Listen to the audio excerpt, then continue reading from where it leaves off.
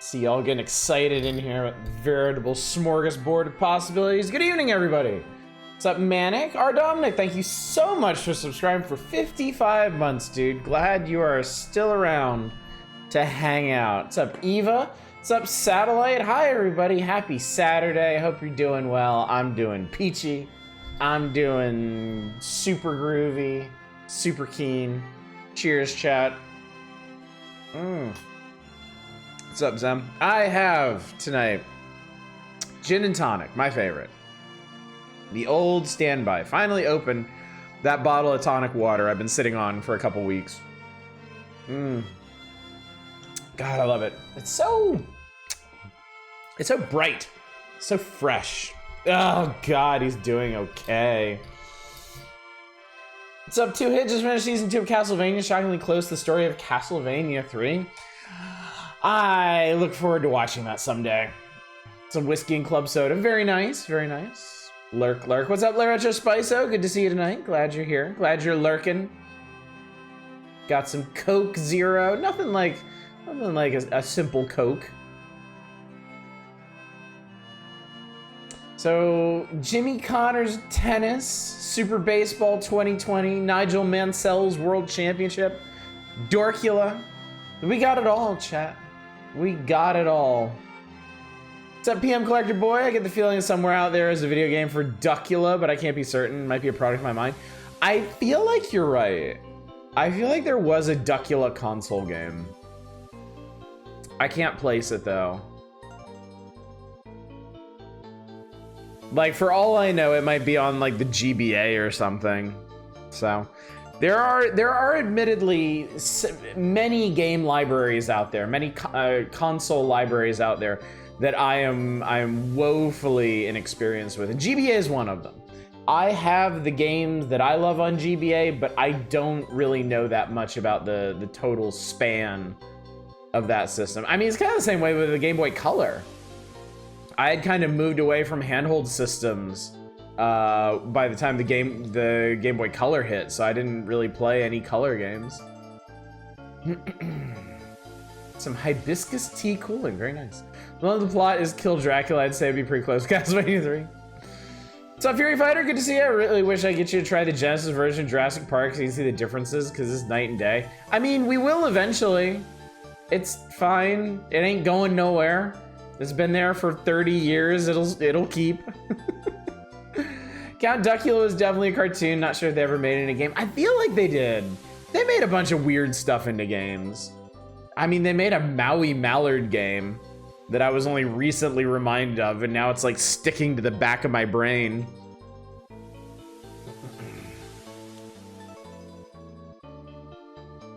Just link to it. Yep.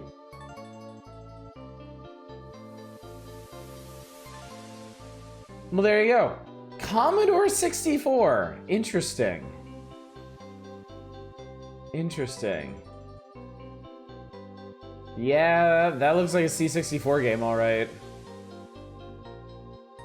Why were pixels on the C64 so wide? I always wondered about that. Alternative Software released a computer game based on Count Dracula called No Sax Please Were Egyptian? The game Igor, Nanny, and Count Dracula decide to search the tomb of Great Pharaoh. Oh, God. Oh, Jesus. No wide pixel shame. You just say it looks like that. I'm trying to be a bit more cultured about it. That's the word. New tabletop gaming shop opens in a few weeks. They released the rules recently. One of the people took the have semi-decent hygiene personally. You know what? Good. Maybe they should. Maybe things would be better if we just got people mad about their failings. Sequel on the ZX Spectrum. Huh. Was not aware Count Dracula spawned his own little franchise. That's surprising. But I mean, there's all kinds of franchises you wouldn't expect. All these different sports games and name licensed games and whatnot. Some of these things have much longer reaches than you would expect. It's also on the Amstrad, but who'd choose that over the spec? It wants to make you mad about your failings. Which one do you want first? As if I'm not used to hearing this every night. I told my wife all this streaming has gotten me very used to being picked on. And Empire ever mentioned the Reebok Pumps Dracula game? If they did, I don't remember them doing it. That doesn't mean they didn't. It means that I didn't notice if they did. So that'll be something to look out for, I suppose. Anyway, we're getting all ahead of ourselves, chat. I played some video games today, and it was nice. I played some Project High Rise, and I went back to Broken Reality, and I played some more of that, and that was really nice. The main thing I did today, I played a whole bunch of Timberborn. I am enjoying Timberborn once again. I'm enjoying stewarding my beavers to a brighter future. They just reworked a ton of stuff in Timberborn. They redid all the maps because they've added a new adversarial force, the bad water, like contaminated water, and so they had to redo all of their maps to have like sources for it. So the maps are no longer like extremely linear, just along rivers and stuff. They're much wider now. They have a lot more area to work with, and it's nicer, actually. I had to say you like beavers without saying you like beavers. I love beavers. Nothing to do with the conversation. I've been noticing there are basically no kendo anime, and by extension, no kendo games based on anime or otherwise. I haven't gotten to the boat yet, no. I'm coming up on the end of GeoCity. It's just, there's a lot of cool stuff to do in GeoCity, so I'm taking my time to explore everywhere and get all the, hoover up all the stuff that's hiding around the periphery. When Tanchu didn't stimulate. I have a love-hate relationship with Oxygen Not Included. Man, I want to go back to that game sometime.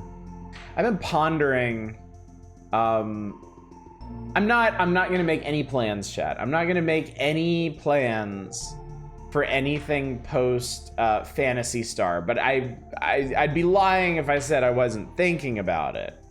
And one of the things I was thinking about was going back to Colony Sims. and either doing RimWorld again or launching into another one, and Oxygen not included would definitely be on that list. I've expected you to replay the game from last night and get all the failure states. Oh yeah, I've been thinking about that. I definitely want to do that. Nice beef or anything. Oh, Naked Gun. Oh, Naked Gun. Can go on the PS2, does not count.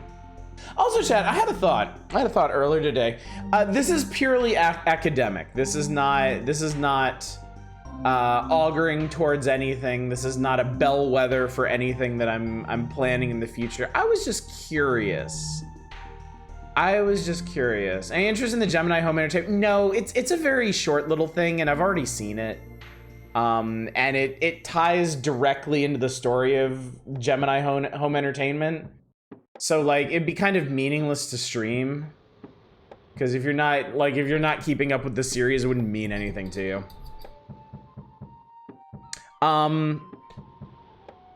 So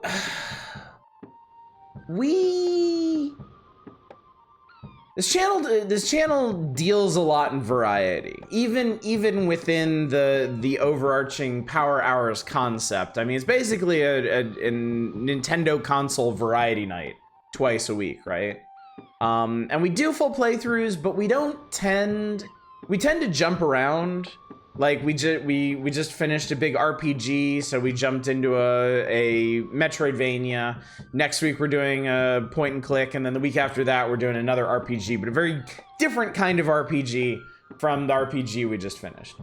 I was curious, just as a purely academic question, if y'all would be thank you, Eva. If y'all would have any interest in watching like an actual series, like whether it be a specific game, like just as an example, like Mario games, like just back to back, like going through the Mario series, or thematic series, going through oh god, I don't know.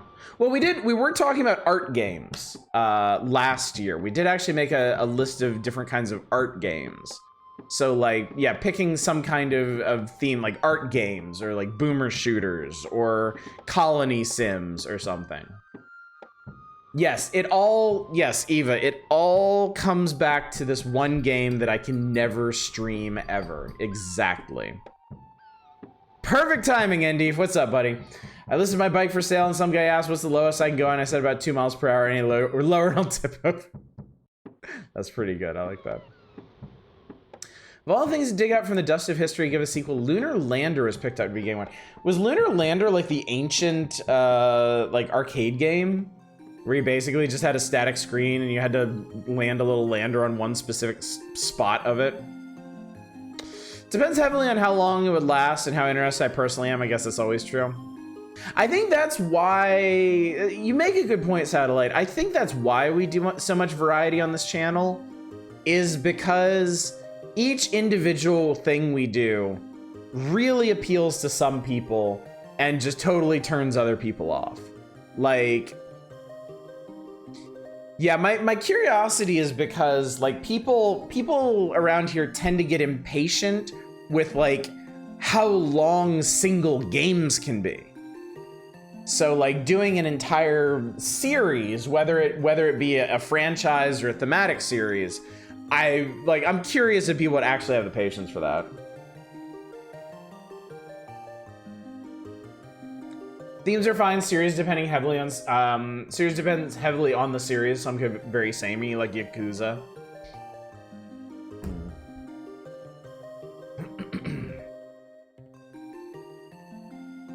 My friend said I had a short attention span or something like that, I guess. Yeah. I mean, we do play series on this channel. It's just we space them out massively, you know. We've technically been working on the Saga series. I mean, full playthroughs of those games are certainly less likely now. But we've been playing Saga games for years at this point. We've been playing Zelda games for years at this point. Dark Souls series, well, the FromSoft Souls likes, I guess, because we've done Demon Souls and Bloodborne. So, out of order is fine. Playing Jeopardy for years at this point, yeah, not by choice though. Not by my choice anyway. Depends on the series and length of the games. We have a sweet spot. Fallout was, so yeah, think back. Fallout was the one time, it was the one time that we went straight from one game into the sequel. From Fallout 1 to Fallout 2. And I was fine with that. I enjoyed that a lot. So over D2 eventually, now it's a series I'm invested in. Can we play through the entire Jeopardy series? Hi, Tradon.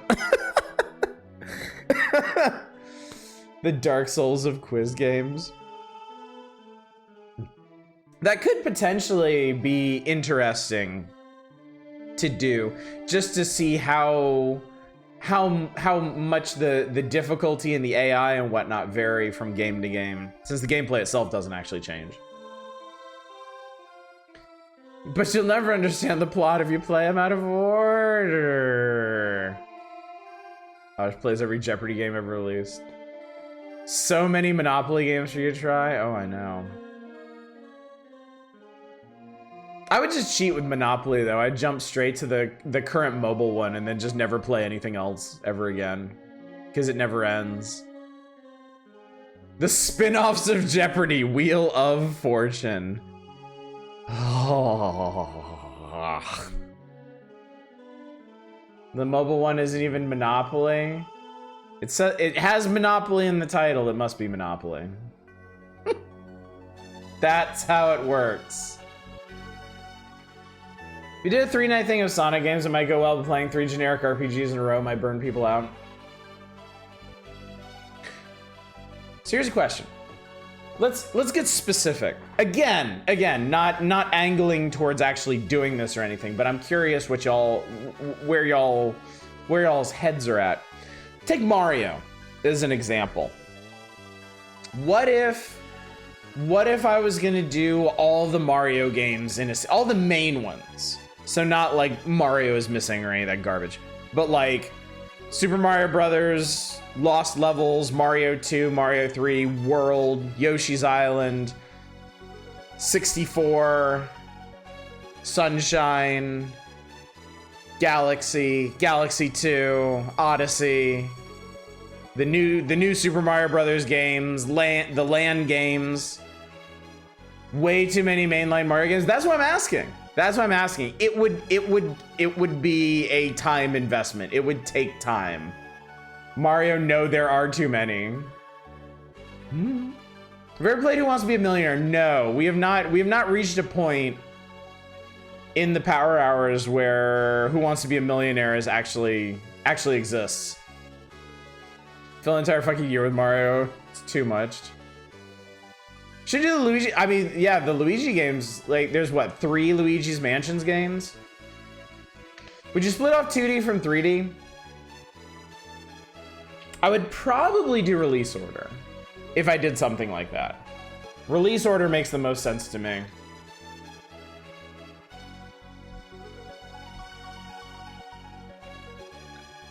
Let's do all the Mario RPGs. A wheel night where we only play game show games that Odyssey has not played so far. Mario and Luigi games can get some more shine. I mean, all the Mario and Luigi games run GBA, right? Which means I have them all. What about wheel night where we spin to see what wheel we spin? I'm saving that one. I've put that one aside for now. It'll get its day in court, but I don't know when. Okay, so Mario is too much Mario. Obviously, Zelda would be even worse. I'm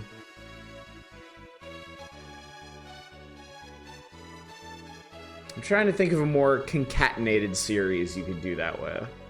I would say Castlevania, but we've already worked through almost the entire Castlevania series anyway. Most of the Mario and Luigi games are not on the GBA? I thought they were. What system are they on?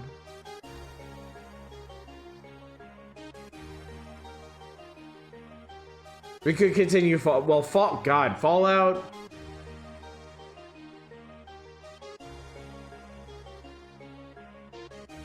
I mean, that would basically just be 3 giant games. 3, New Vegas, and 4. Whatever wheel we choose, can we make the actual wheel part in the center just a giant flipping of the bird? I can look into that, yeah. Oh, they were DS games? And 76? No, not 76. Veto on 76.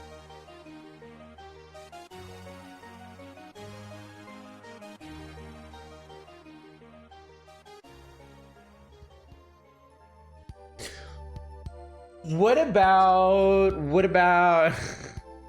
what would you consider a series? More than one game, more than 2? I mean, more than one game is a series, yes.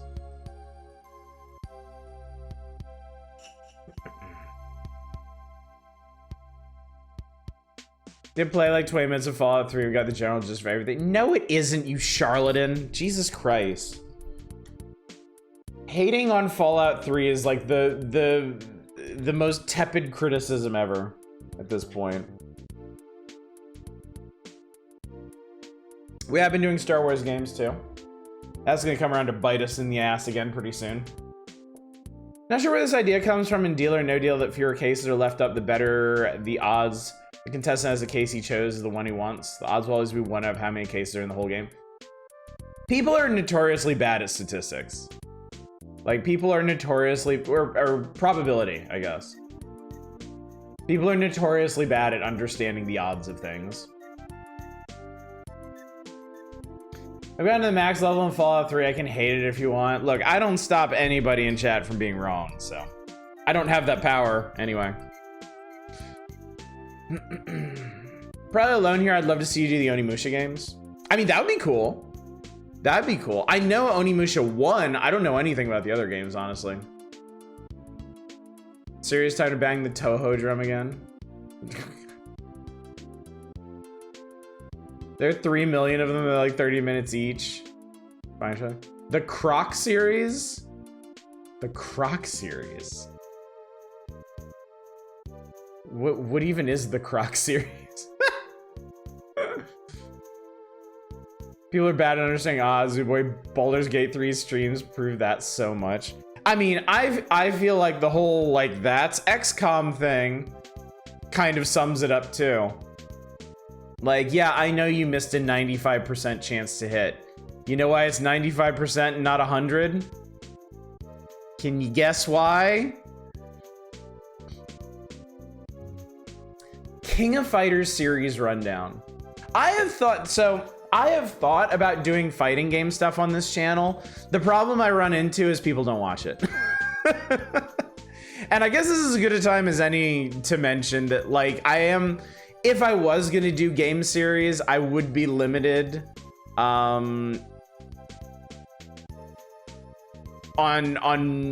in some ways in terms of what people will actually watch.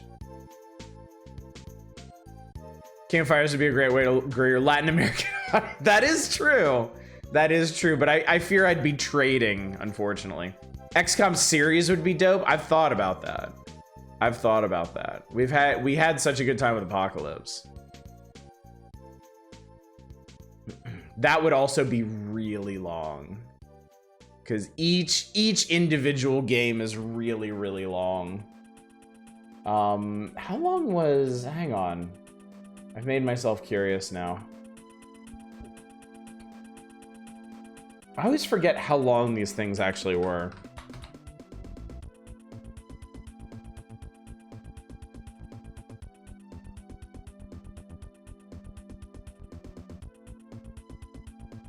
Apocalypse was, I think, 15 streams, 5 weeks.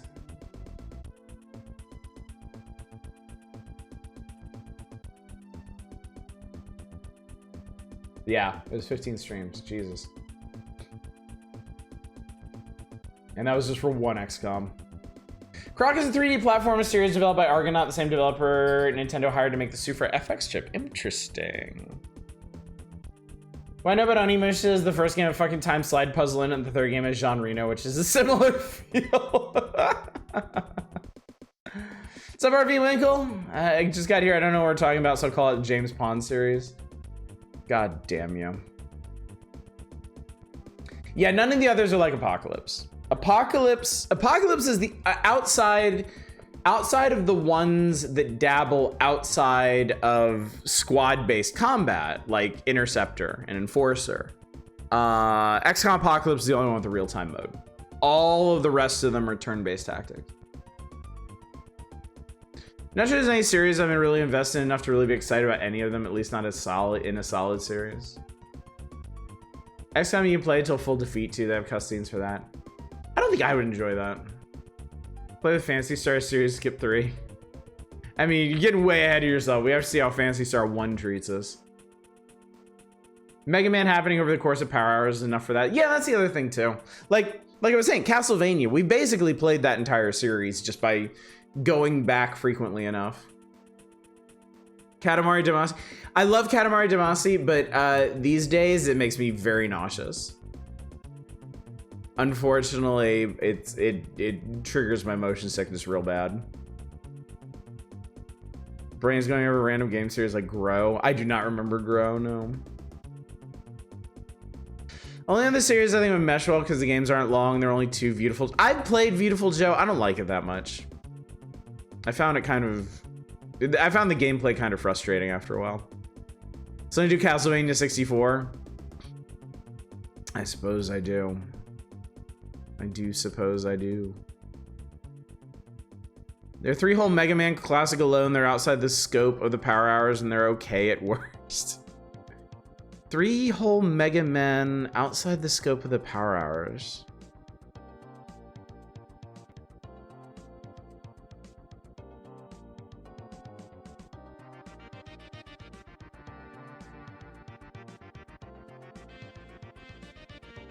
Played Against the Storm yet? It's been my crazy addiction. I have not, Urkaburk. I keep looking at it. I watched Ambiguous Amphibian play it on YouTube. It does look very neat. I'll probably pick it up at some point. 4.8 is PlayStation, isn't it? Actually, you make a good point. At some point, we're gonna have to go outside of Nintendo Power to get the rest of Mega Man. I have them. Yeah. So actually, I have all the Mega Man games on Steam. Well, I don't have 11. I haven't picked up 11 yet. But I have 1 through 10 on Steam. Dr. Wowie.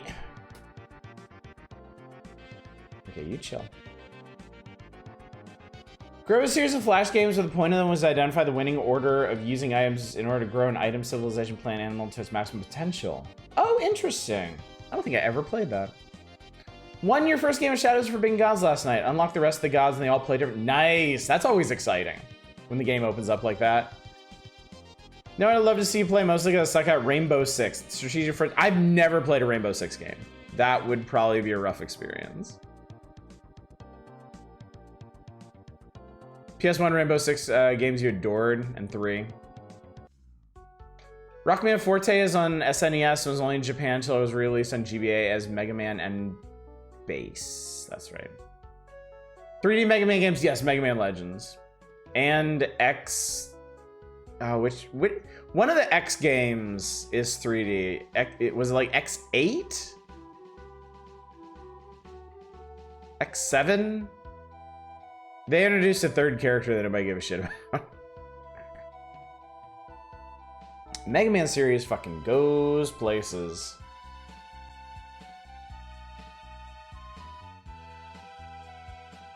That was the last 3. The X series were all 3D. I think it was only 1. I think it was only 1. It went over about as well as the fully 3D Ultima game. 3rd Rainbow Six game, you can attach Silencer to a Desert Eagle and it works about as well as you'd expect. At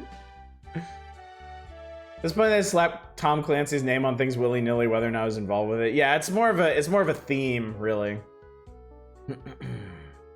ZX series for Zero Stories. There's a lot of Mega Man games out there. Yeah. Remember nothing about the later Mega Man titles. All I know is 1, 2, and 3 are good to varying degrees. And then The PS1 ones, I think, are 4, 5, and 6? And I've played all the way through 4 and hated it.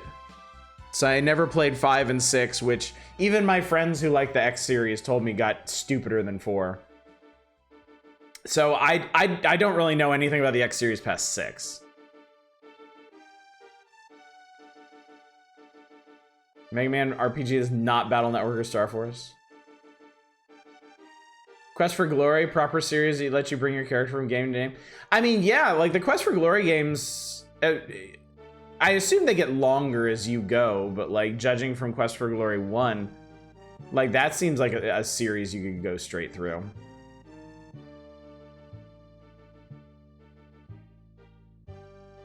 Commands now have the Doom P command? They should.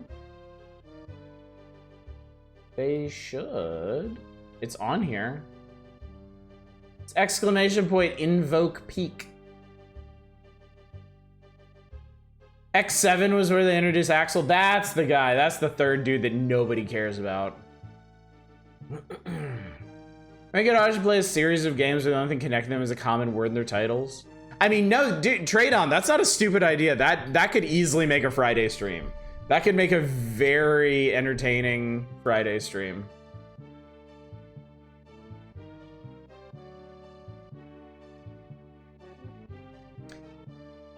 It's P-E-E-K. What you trying to do, buddy?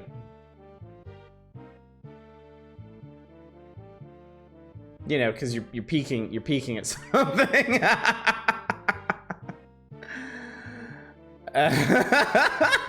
It's like no peaks here, only troughs.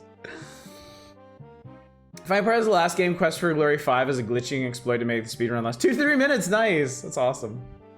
Zero ZX are good as long as you can tolerate the uncomfortably claustrophobic screen space. All right, Fury, what do you want? What are we doing?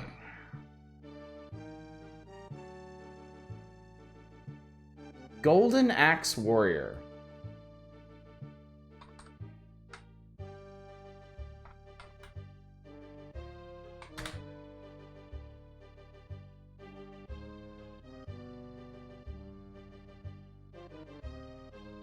Huh.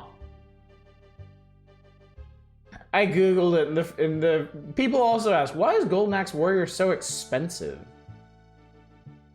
That's funny. I didn't know this even existed. How interesting. All right, so be it. Golden Axe Zelda-like. I mean, it has to be related to Golden Axe, or somebody would come after them, right? I make the same mistake because I never peek at things. I do peek often, though.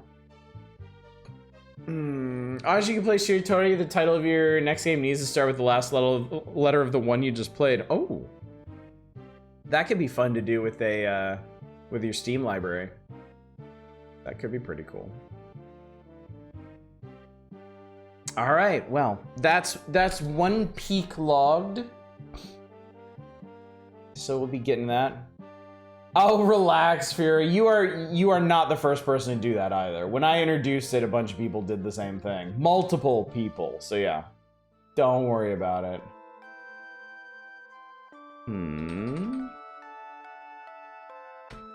Okay, cool. Just wanted to check something real quick. Could do Typing the Dead. Typing the Dead, yeah.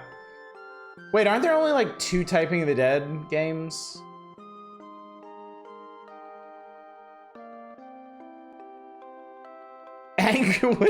What have you done, Tradon? There are 3? Typing of the Dead, Overkill. What was the third one?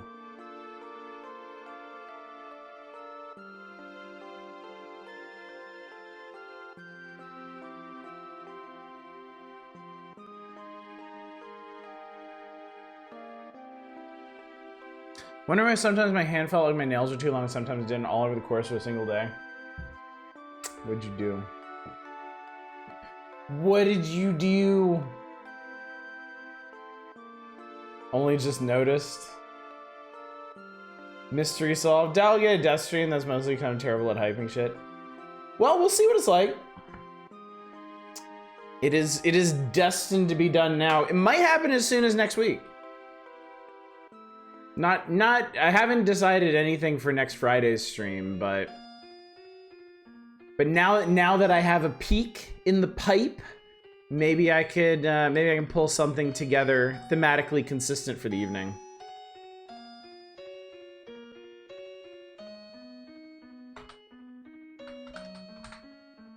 All right. Anyway, chat. Imagine a third release. It is just okay. Cool. For a second, I thought I was going insane. English of the Dead and Flick of the Dead. Anyway, chat. We actually have a mission. We actually have an assignment for the night. We have something to do, and that something is finish the magazine, because we have been on this one for an unusually long amount of time. I think we can attribute some of that to the name of the game feature, and some particularly rambunctious nights. But as far as what we cover in terms of requests and whatnot, there's these 2 pages and the next 2 pages, and that's it. And then we're clear. So we should be able to finish this tonight. Especially since there's currently only 1 request in the queue, which I am going to get to soon enough. We do need to read through these. I need to know what kind of idiot opinions they have about these games. Tomorrow I'll get to watch my first stream on Kick. Friend got banned off Twitch. Oh yeah, that. Mr. Page 3 weeks ago. Can we read the whole magazine again? Nope! You snooze, you lose. Good day. So yeah, let's read through the rest of the SNES games, these NES games, and then let's see what else we got. So, yeah, yes, and depending, get on the toilet for the full experience. Depending on how fast we get through this, I may have some little treats, some little surprises for y'all. So anyway, let's talk about Street Fighter 2 Turbo from Capcom. 24 megabits of arcade street fighting action that is oddly familiar. The saga of Street Fighter 2 goes on with this year's sequel, last year's mega hit. What's a sequel? It's a novel definition of sequel. The Turbo version has a few graphic changes, some big changes in speed and moves. The huge memory configuration contains both the Street Fighter 2 Championship Edition and Street Fighter 2 Turbo. All the new moves are covered in the power review in this issue. Plus side, everything that was great about the first game is still there, plus faster characters and some new moves. Minus side, although the play control differences will mean a lot to loyal Street Fighter 2 players, they may not justify the step up for casual players. I think that's legit.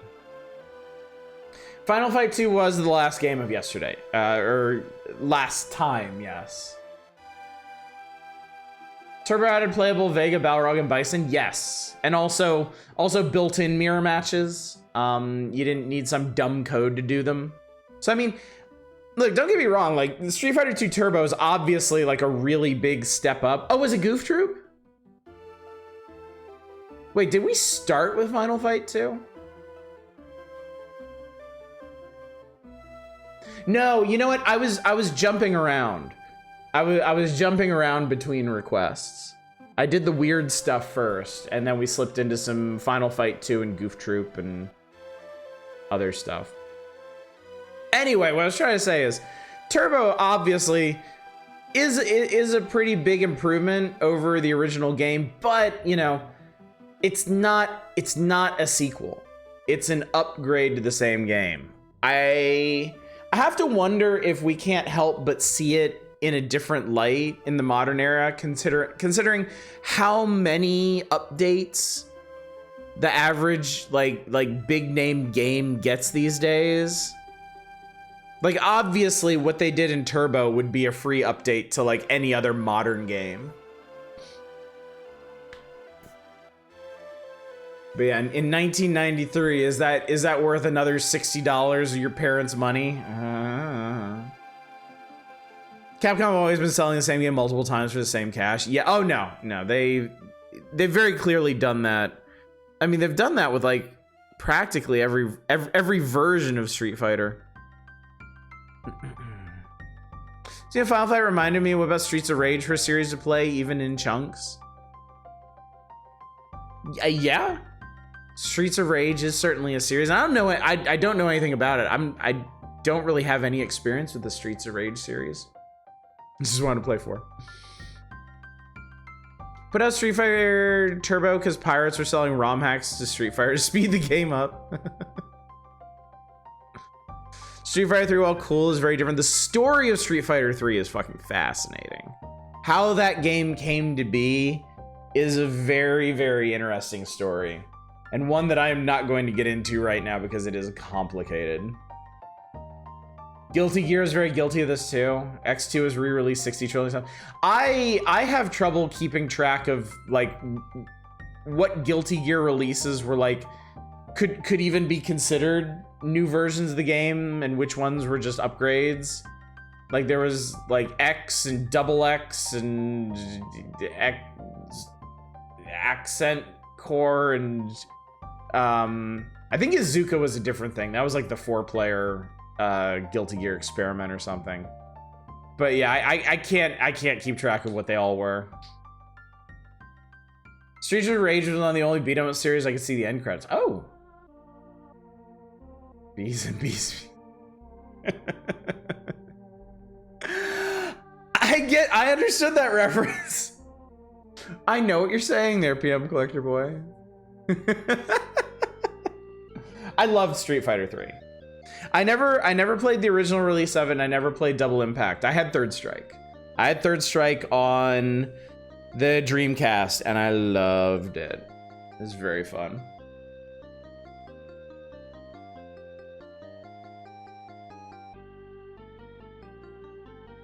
Double Impact's very underrated. I mean, does it do anything Third Strike doesn't, though?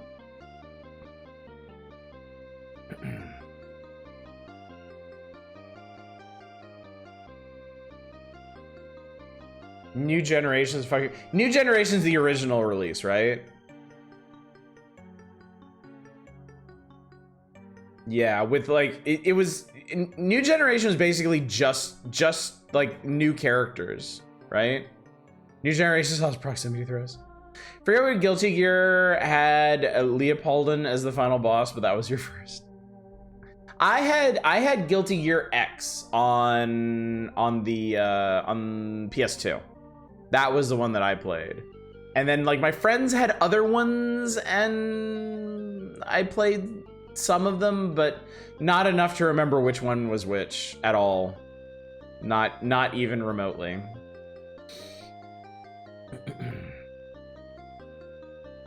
Fighting games are a very complicated thing, chat. Very complicated. First Guilty Gear was Accent Core, funnily enough. Second Impact has a ton of different stages of music, different balancing, I think maybe some different moves too. Still a video game crush on Millie Rage. Sean is top tier in Second Impact. Having only played Third Strike, that is shocking to me.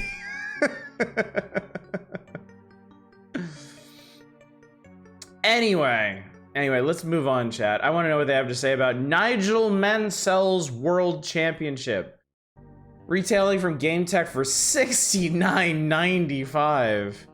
Some eye-watering racing sim action here.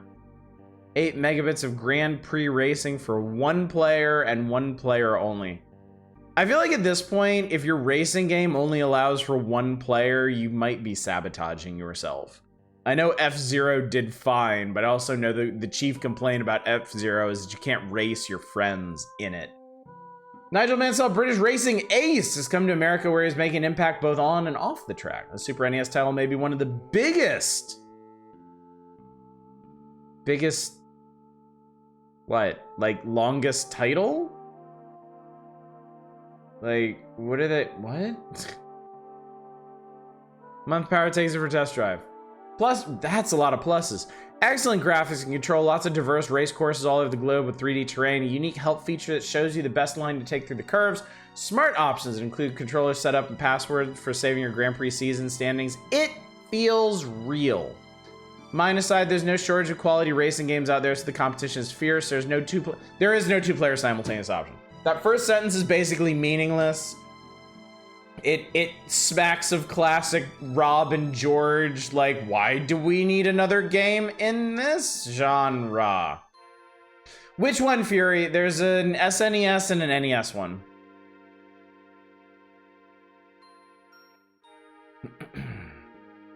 On Street Fighter I played a lot of was Alpha 3, main guy. Damn. Sean and Ibuki were top tiers in that game. Ibuki's kind of a nightmare. Third Strike Chun wasn't as bad as Second Impact Ibuki. Did he trip over? Yeah. The one you just, okay, the Super NES one. Okay. The biggest one. Shit, you know what? Let's just play these as we come to them. Let's go ahead and do it. Let's break up the reading with some actual gameplay. Good old Job and Rorge.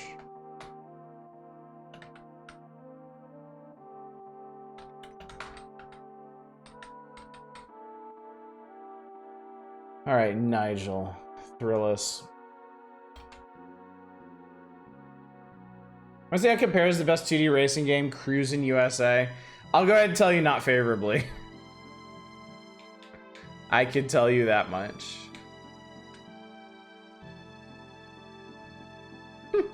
That's funny. I just saw something in my ROM archive that indicates this will not be the last we hear of our friend Nigel Mansel. Far from it, in fact. Wow, that is horribly proportioned. What if we do... That is apparently the man himself. Okay, that's definitely more readable. Okay,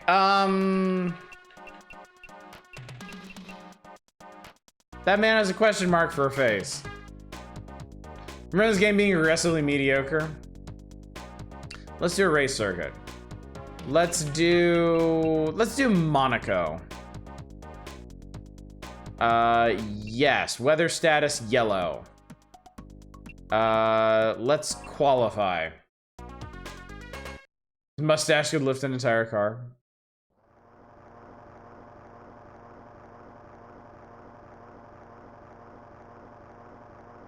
Oh. That's right, it's the fucking X button to go for some reason.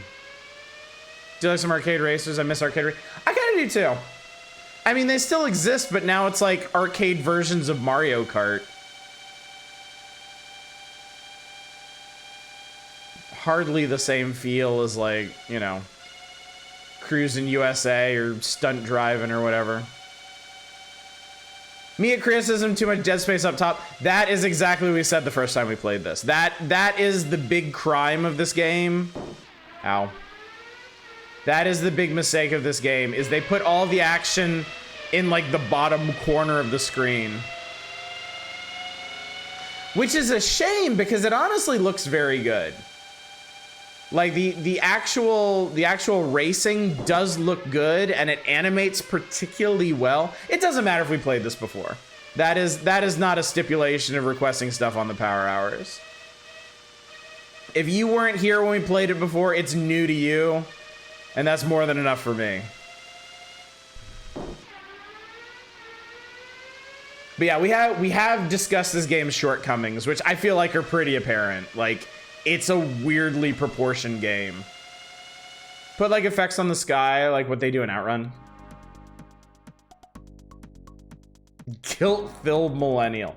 Let it go. Let go of your pain, Fury. Simply be. We have not played the NES version, so, you know.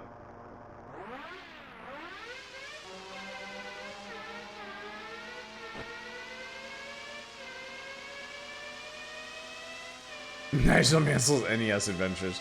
It will be interesting to see how these compare.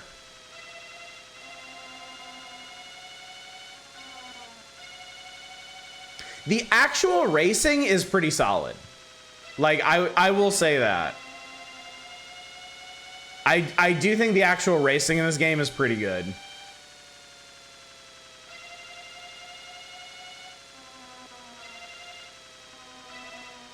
Damn it. So you run into a bush. Maybe because Nigel Mansell teaches typing. Man, if he made that, you wouldn't even need to request it. I would lead the evening with that. That mustache, I'll type whatever that man wants. Dictate to me.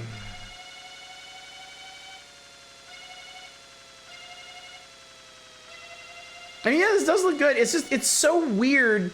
It's so weird to be staring at the bottom of the screen the whole time, you know? Really miss the PS2, GameCube, Xbox era Need for Speed games. I was from an older generation of Need for Speed players. My game was the original Need for Speed Hot Pursuit, which I believe was Need for Speed 3, as in the third ever Need for Speed game. I never made it to like Most Wanted or Underground or any of that. Okay, I didn't hit the bush this time.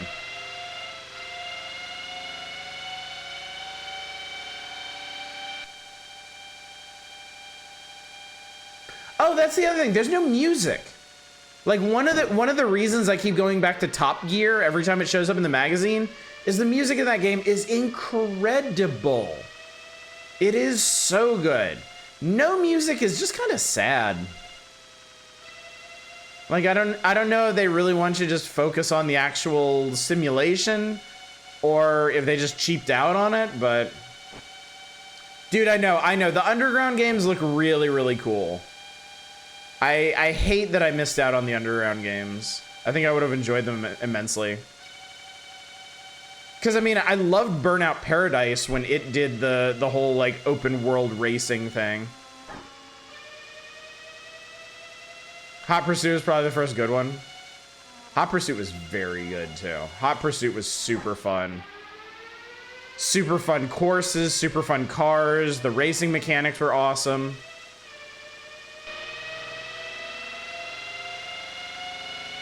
Love Burnout Revenge. Burnout Revenge was probably the most viscerally enjoyable one. Because Revenge was the one where you could self-detonate your car to, like, blow people up. And oh my god, that was so much fun. It made the game incredibly easy, but who cares?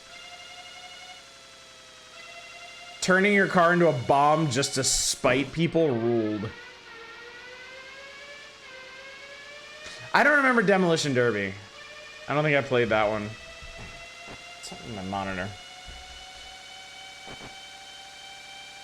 Okay, I'm sorry. I think I've had enough of this. It's 8 laps of that, and there's no music to vibe out to, and it just kind of goes. It's just that's it, chat. That's it. It is boring, yes. Now let's jump directly, immediately on to the NES version and see how it compares. I got a good feeling, chat. I'm sure this will be a massive improvement. No doubt in my pea brain.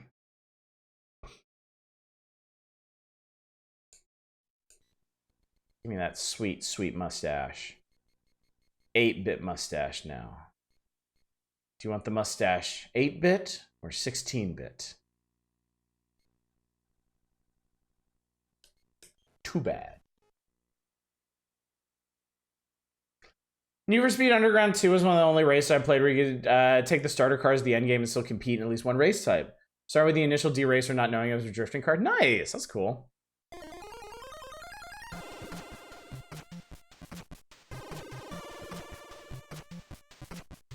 It's a fucking MS Bane helmet. Once played this NASCAR arcade where you earned either Angel or Devil points depending on how cleanly or cheaply you raced.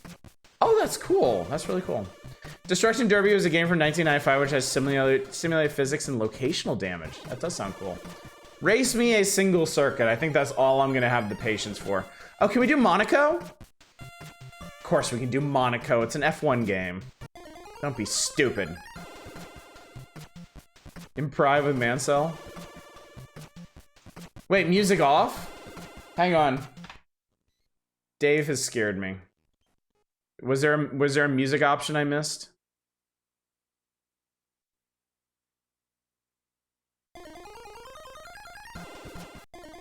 Aha!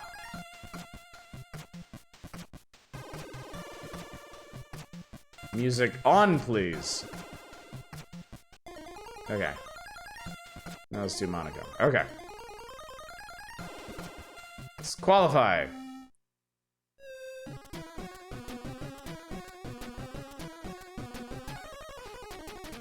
Alright, this is already really hard on the eyes. I wouldn't be surprised if OBS hates this.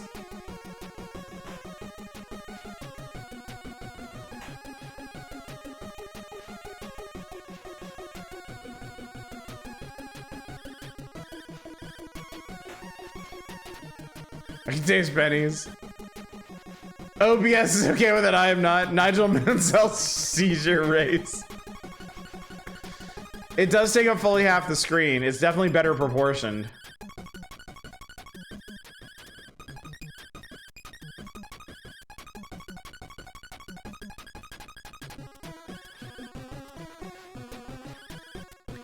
I mean, the animation is surprisingly good.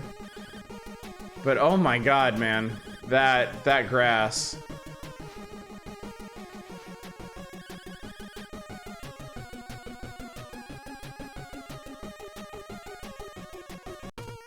Music track makes Mansel sound like an anime hero. I came in last. Okay, I will not subject you to any more of that. That was unpleasant for me. I have to assume it was agonizing for some of you. But the next time we inevitably get Nigel Mansel's World Championship requested around here, we'll check it for a music option. Count how many games he has? He's got one on NES and one on Super NES. For now. I think he'll be back, chat. Jumping ahead, Nigel Mansel's World Championship for NES retails for $39.95. 2 megabit international racing circuit for one driver. NES versus Grand Prix Racing tourney shines just like its 16-bit big brother. Read the race results and its issues, yada yada yada. Good driving controls and options, including Nigel Mansel's advice on keeping the best line. On the minus side, the sound is unrealistic and the graphics are a bit flat. Flat is not how I would describe that mess, but go off. Who needs Rad Racer? I do. What on earth is this crap? Hope Rock and Roll Racing comes sooner.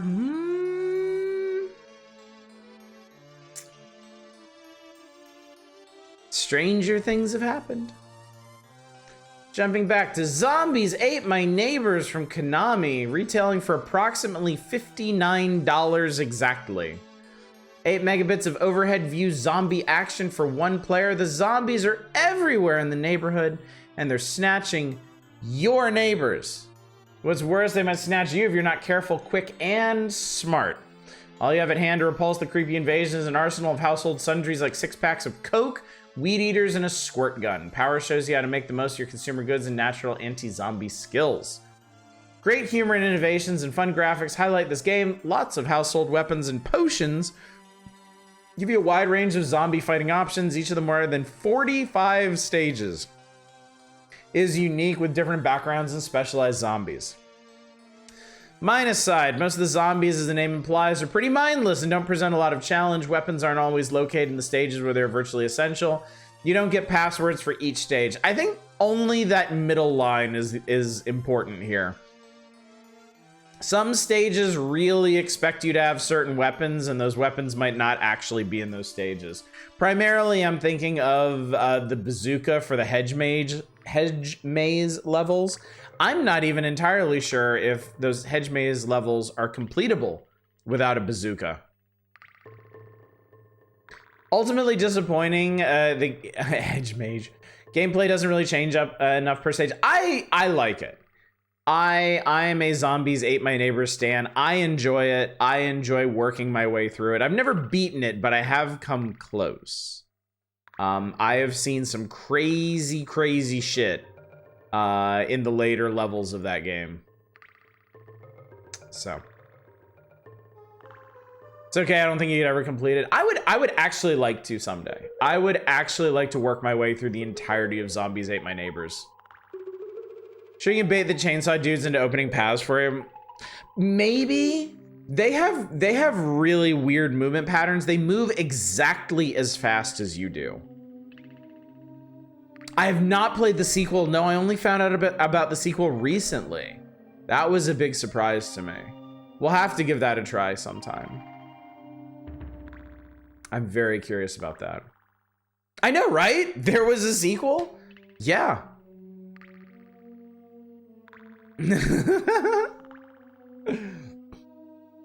Let's see how fast we can do this.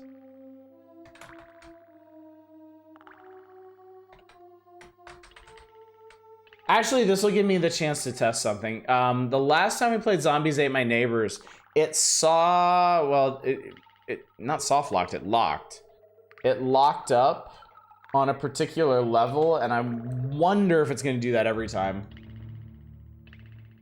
Ghoul Patrol is the sequel, or was there another? Oh shit, wait, hang on. I'll switch this back.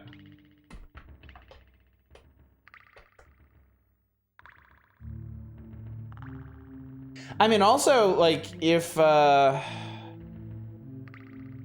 somebody knows the passwords for this, you can feed me a password you want. We could start somewhere later in the game. That would make this playthrough go much faster because I would die much quicker.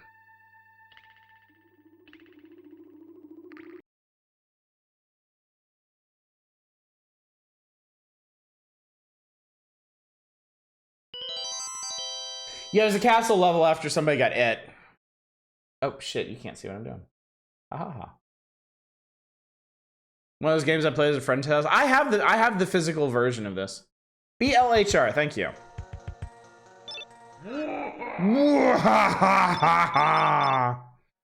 This was one of those forward-thinking password screens that has no vowels, so you can't make bad words.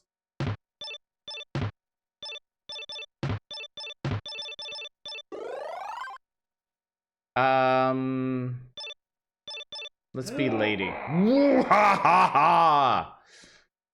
Level Danger in Picnic Park.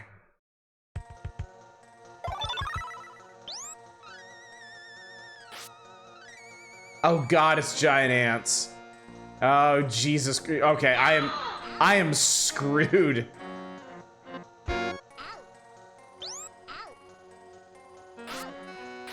Like, there's nothing you can do about giant ants without, like, heavy artillery.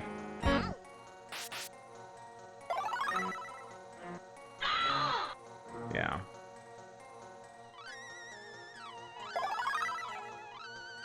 Supposedly there's 45 levels. I think they're, oh my god. The ants actually appear from there too. And I don't have a bazooka to fight these things or get through these walls. Wait, I picked her up. What the fuck? That was weird.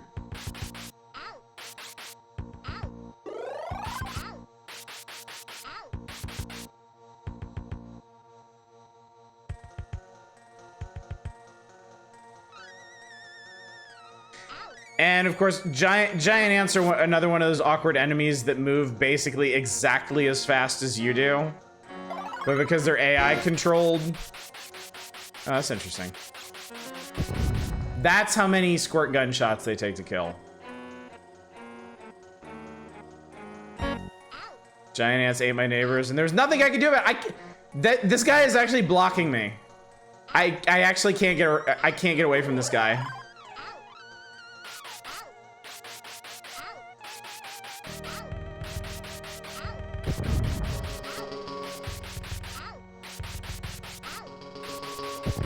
Giant ants suck.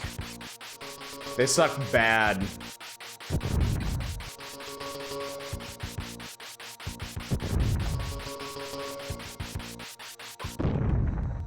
Wait, since when did I must have picked up a bazooka somewhere. Wait, what the fuck? Go to hell. Shit. Wait, how the fuck am I supposed to get that guy?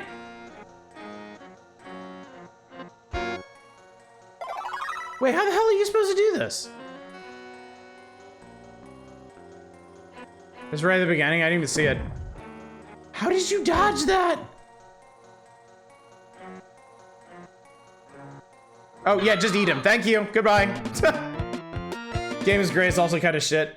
It has its flaws, certainly. What's up, Arcane? Just got done teaching my mom how to stream movies over Discord. Watch Free Guy. It's pretty good. What's up? Oh, you know, just dealing with some zombies. A shocking sequel, level 34.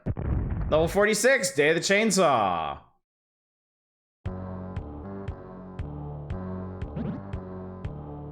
Well, there's the blob. Alright, fuck it, we're going this way.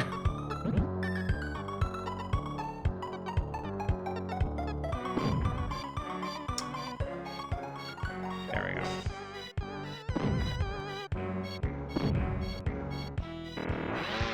That doesn't sound good.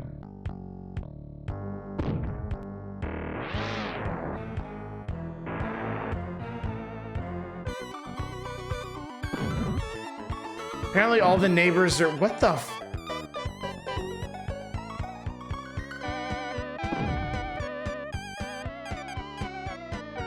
What in the hell?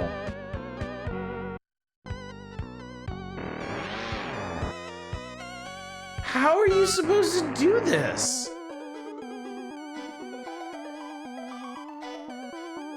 Yeah, talk about get fucked. Those doors only open with skull keys. Skull keys come from bosses.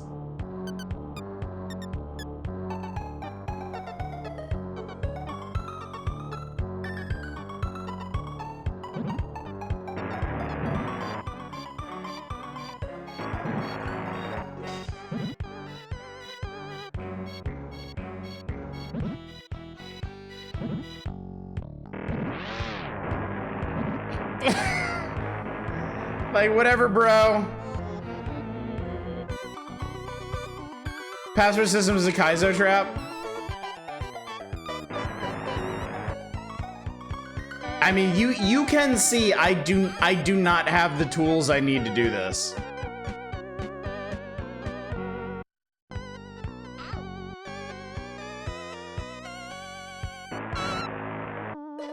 Like, thanks for that, dude, but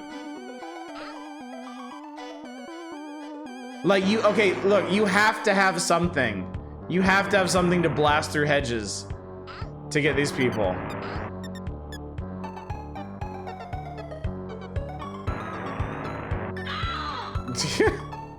Sure, I guess kill him for me.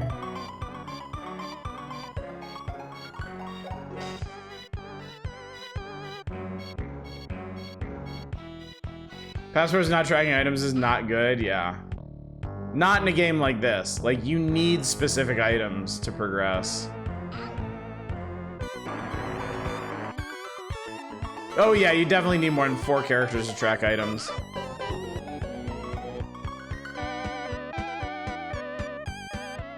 Especially since you can have hundreds of some items. Okay, this is unplayable. That can't be done. So I'll run through the main part of the game a bit.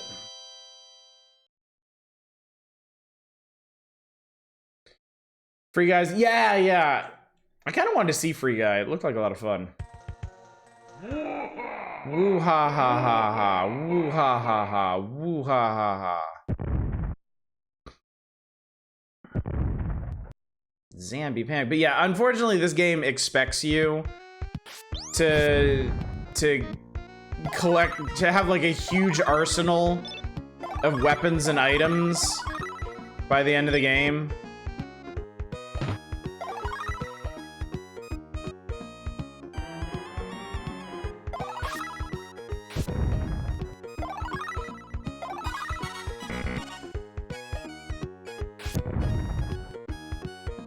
Recommend as a quality movie.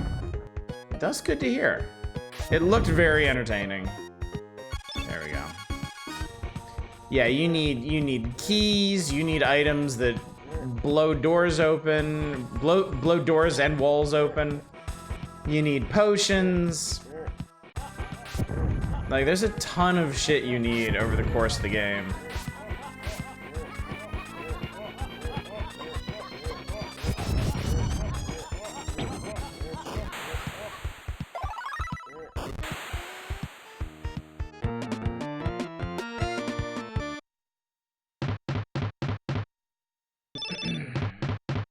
That or just have a certain tool set and include these. I mean, that would have been smart, honestly.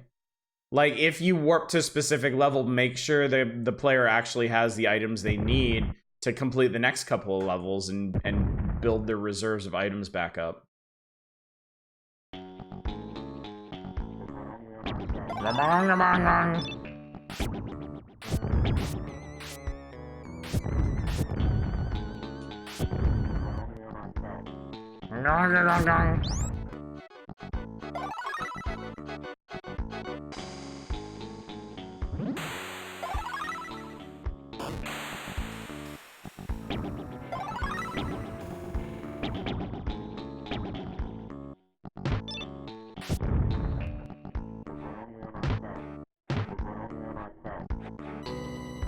What are we saying?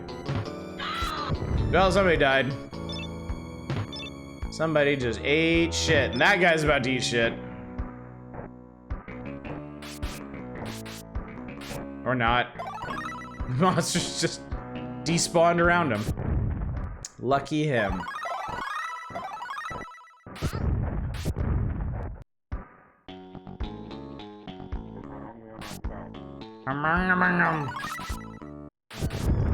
Alright, before we leave, there's definitely some other stuff around here. I forget if the gold and the money do anything or if that's just score.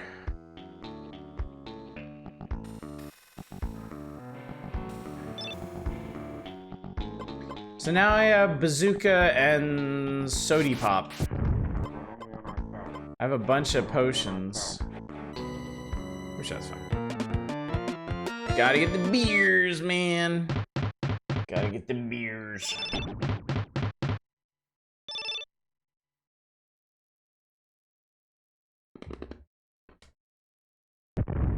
Level 3! Terran Isle 5.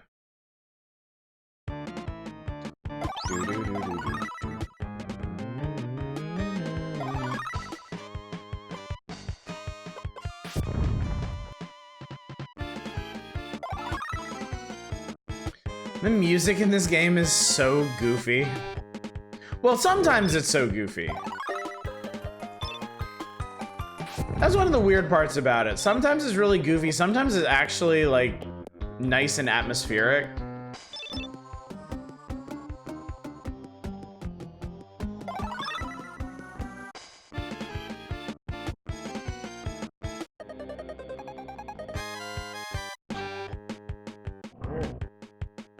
God.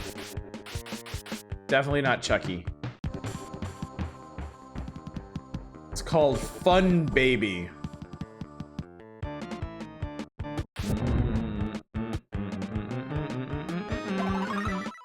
Speaking of Fun Baby, there is a baby. Neighbors all being with different arbitrary point values is really odd to you. I think that was just kind of meant to be a joke.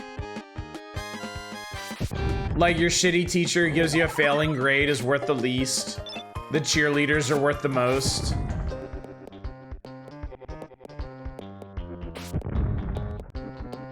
Baby. That's kind of funny.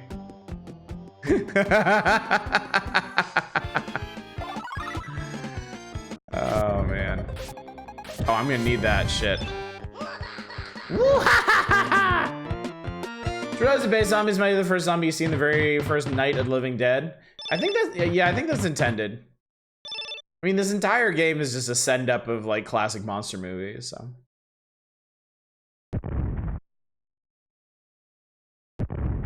Yep. Chainsaw, Hedge Maze, Mayhem. So we're gonna need these to maybe not die.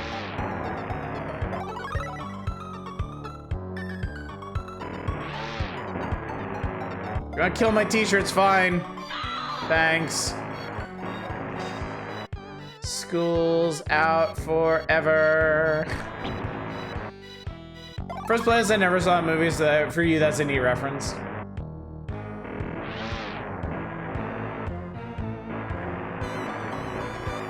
Shit.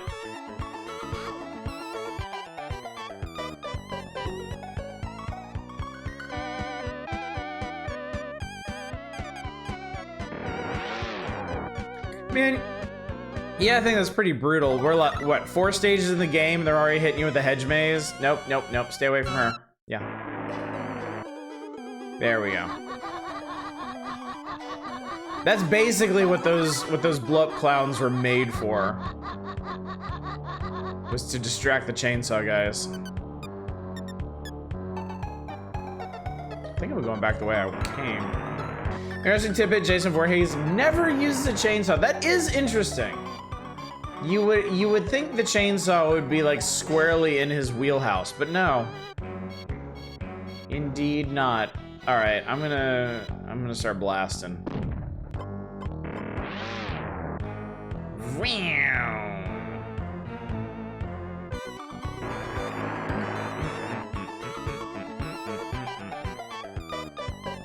Use a weed whacker once. Leatherface hoards them. Shit. Oh, I guess you are ever so slightly faster than these guys. Ow. Ha ha ha ha ha ha ha ha. Okay, here we go. Burger guy.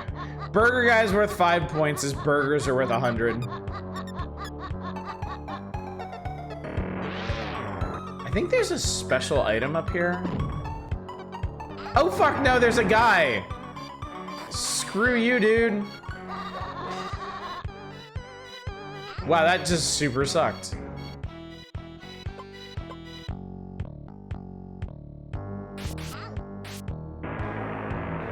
So if they do get close enough to something, they'll cut it open for you.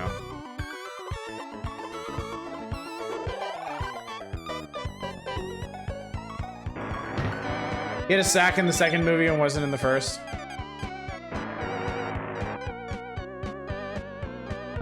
Okay, well now I need to get down into there. I'm not sure how exactly I did. Well, fuck!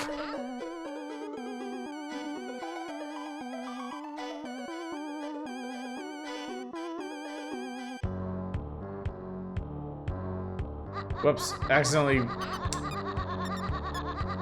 I did not mean to do that. All right, we're gonna do some blasting.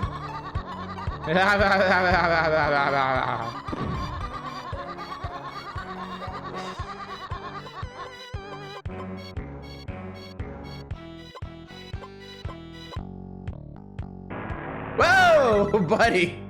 I saved you just in time. Where's the last one? Get me out of this hell.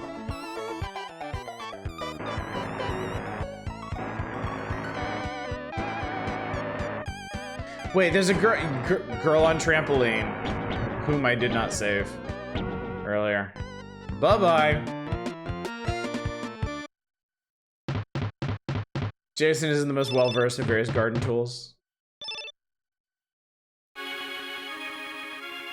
Gehurt.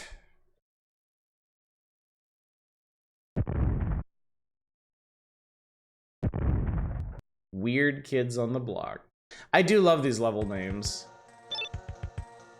I do find them to be quite charming. Pod people, chat. Children of the pods.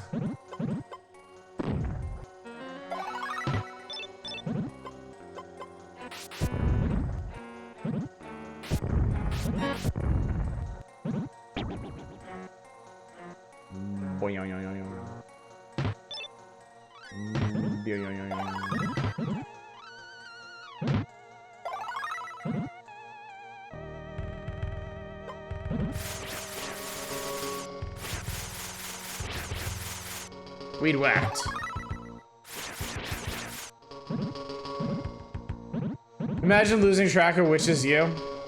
They do kind of mimic your movement sometimes, which is pretty cool.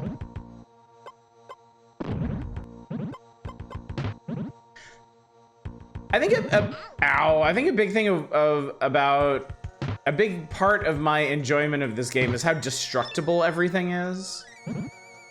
Like, if you do have explosive weapons like the bazooka, you can just blast your way through huge chunks of the level. And I like that a lot. Feeling really nostalgic for PS1, thinking of playing some older games soon. Sounds good. We are here tonight because of nostalgia. Nostalgia is the fuel of the power hours. Yeah, it's all coming back. Like this first level is really, like, these first couple levels are really important for getting a bunch of baseline equipment to fight monsters with. Starting with Alien Trilogy, oh god.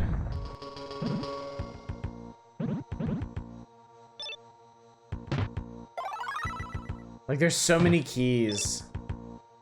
There's so many keys, and at the same time you can avoid using so many keys.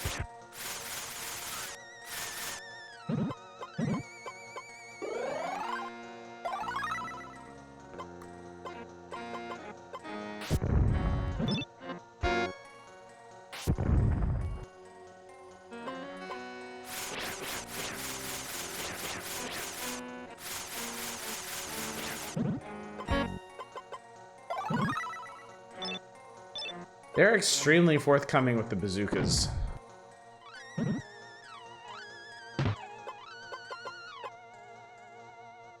Burger guy! Burger guy!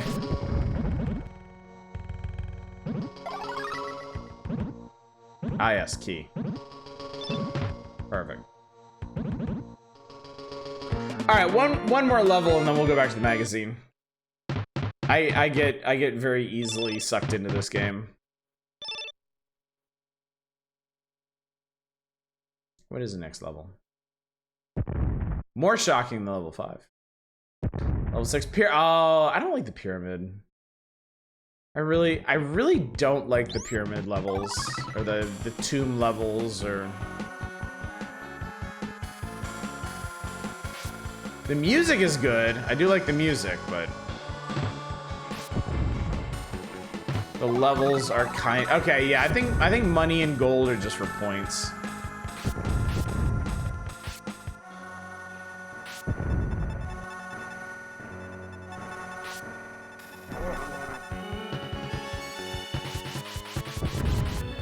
My mummy.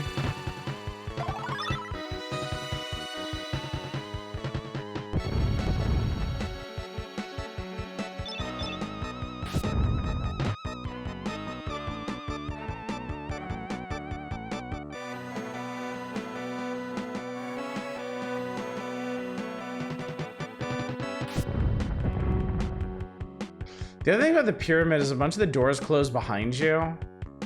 And I'm not sure if it can actually soft lock you. But it honestly wouldn't surprise me if it could.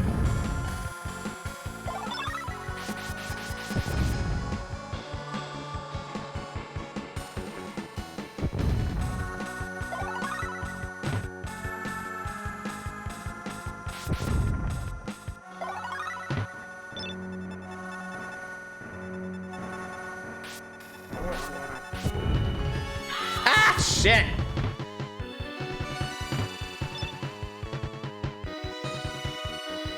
I imagine the last person is probably in the northwest corner. Yep. Stupid tourists. Da-na-na-na.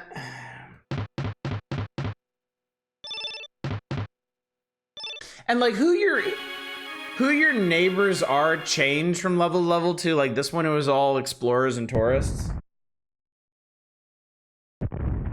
Oh yeah. Oh wait, this was the level that locked on me last time. Let me see if I can actually get through this. I know, Chad, I keep making excuses. But I gotta know, fuck.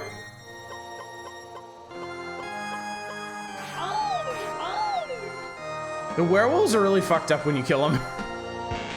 It's really creepy. Like, oh. The level armor is good until you start dealing with bazooka troops that could one-shot you. Getting one-shot in an FPS is always just the worst feeling. Like, it always sucks. God, there's a lot of keys. Holy shit.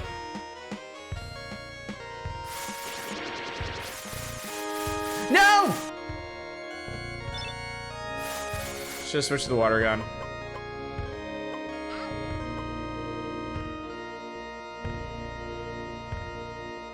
Chat, I'm running low on neighbors.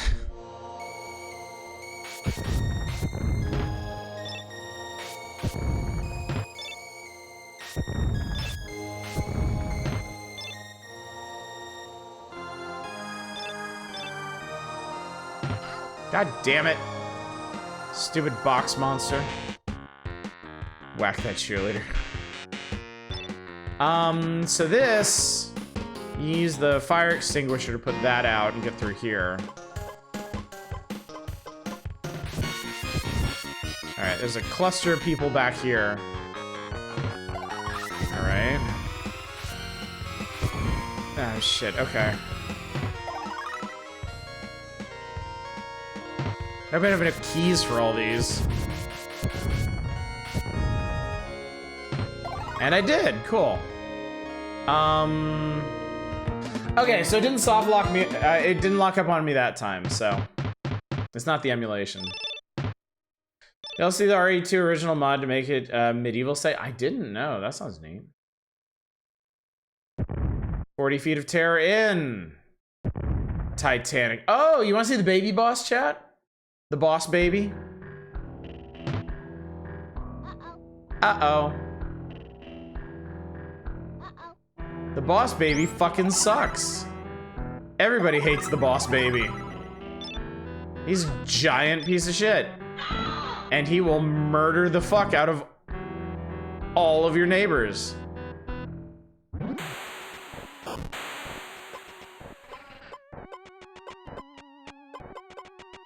I forget which of my potions are the useful ones.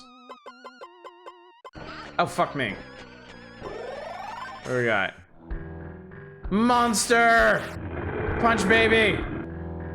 Punch, baby! Murder, baby!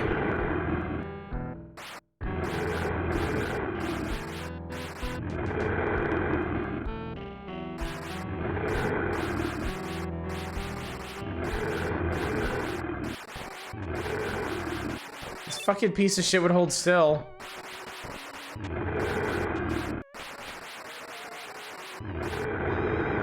The real reason the baby's such a pain in the ass is because he's so fast.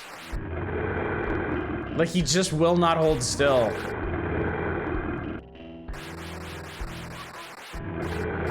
Yeah, huge damage sponge. Just as, yeah, insanely fast and takes 1 billion damage.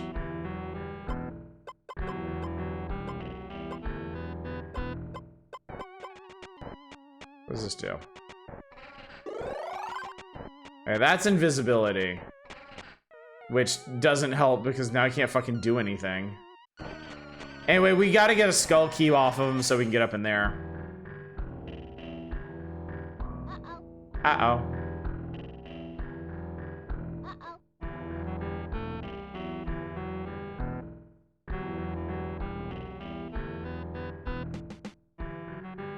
Okay, I was about to say, watch this just wear off at the worst possible time. What does this one do? That's actually what I wanted. That's exactly what I wanted. Okay, I think this is invulnerability, I think. Oh no, it's like a super. Fuck it, I'm just gonna use both my monster potions. No, that's not a god damn it, it's not a monster potion, I'm so stupid. Love the organ sting. Yeah, the music for this part is really good, at least. Yeah, I forgot. I only had the one. Nah, nah, nah, nah.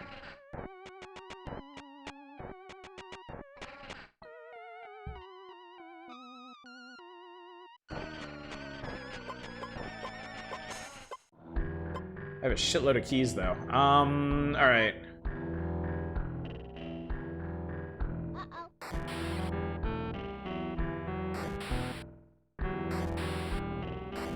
God, God, he's so stupidly fast. I hate it.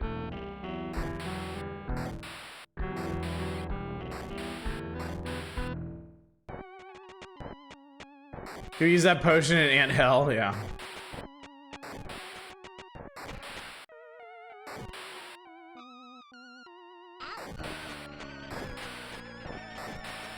Dude, this baby sucks.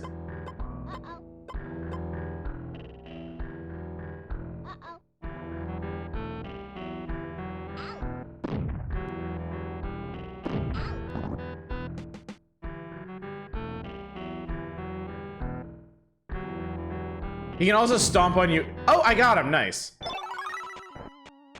Okay, so apparently I did do a lot of damage in beast mode.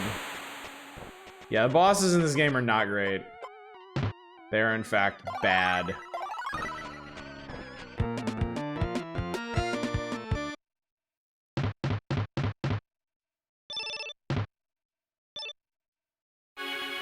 NBG, somebody write that down. NBGW. If we ever play Zombies Ate My Neighbors again, we can start from level 9. Actually, don't write that down. We can just look it up. All right, chat. That's enough zombies for one night. I'm all zombied out. I'm babied out is what I am. I had enough giant fuck off babies. All right, so we read about that. Super Baseball 2022 from Trade West. 12 megabits of futuristic baseball for 1 or 2 players. Adaptation of the hit arcade baseball game. Scores big on gameplay and graphics. The 15 teams in the Super Baseball Association have both human and robotic players, some of them with awesome talents. You can change pitchers and hitters and increase the power of your player's attributes using the password feature. You can play an entire season, or 2 players can go head-to-head in exhibition games. The game incorporates a random... I said fuck it first. A random luck power feature that increases the batter's power when runners are on base, making it more likely for you to hit a home run or grand slam. The robots aren't the only variation on today's baseball. The field itself has different, wider foul zone, making it easier to get base hit and more difficult to field hits. Plus side, 12 megabits of memory used for exceptional graphics. Play control is solid, especially fun as a 2-player game. Buy super robots to add to your team. However, fielding fly balls requires intuition and timing, which takes a while to develop. Once you get the hang of the computer opponent's pitching, it's easy to win. Human beings make for a better challenge. It was a game where you're in charge of a murder team and you give them drugs of varying types. What? We're doing what now? I can't say I'm familiar with that one. Hang on one sec. I have the heater on in here because it's actually rather chilly. It's rainy here. And it made it particularly cold, but I'm getting intense. Oh, sports game. Yeah, Blood Bowl. Yeah, it's Blood Bowl.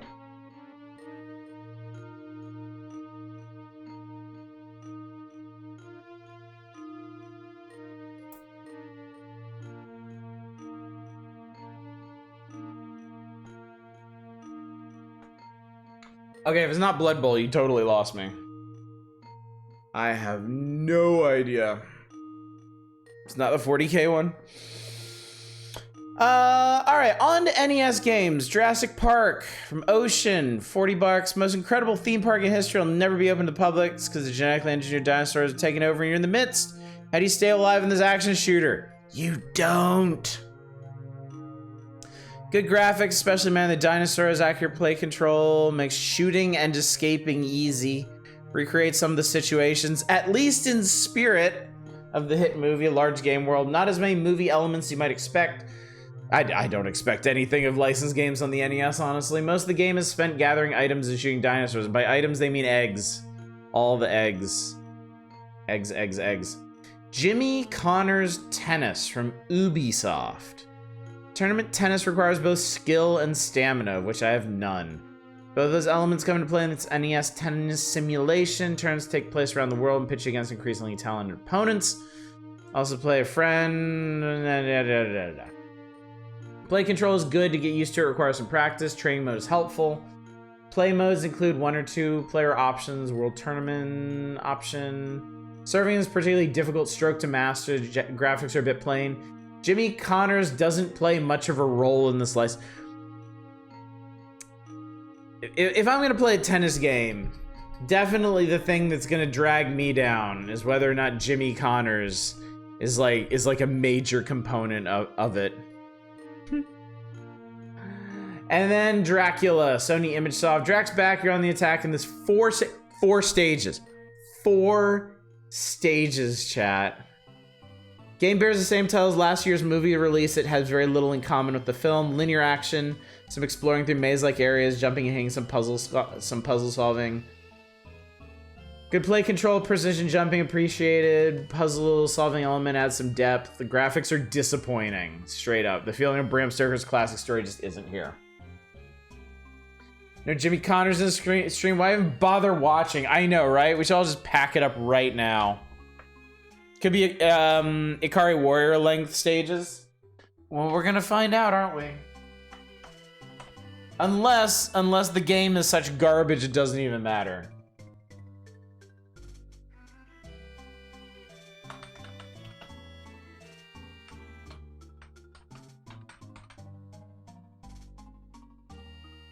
What did I just walk into? Jimmy Connors tennis is what your ass just walked into. We're gonna play some motherfucking NES tennis is what? Leaves. Instantly. Jimmy Connors, yes. Leaves. Unfollows. Unsubscribes. Uninstalls.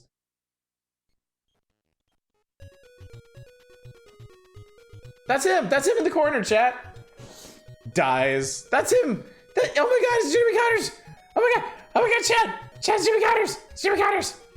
Meanwhile, I'm printing out some stories to keep myself entertained because there's going to be a planned power outage. Oh, okay. That's Gordon Ramsay. A young Gordon Ramsay, of course.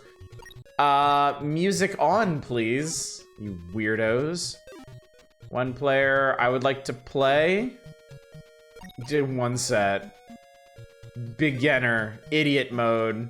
Please enter name. That's fine. Okay. Oh lord. Oh Christ. Okay. Wait, why did... What?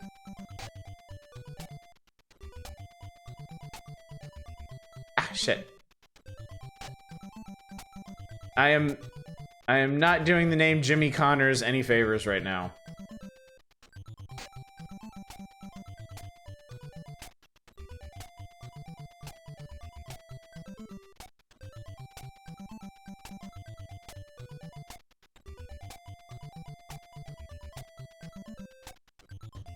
Ah, shit.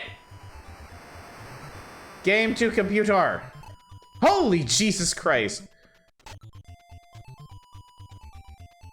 Why are you such a fucker?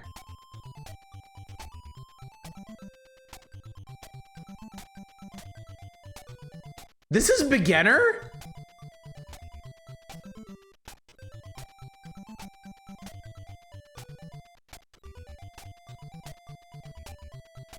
They're at least really generous with the hit detection. Graphics and sound are good? They are, yeah.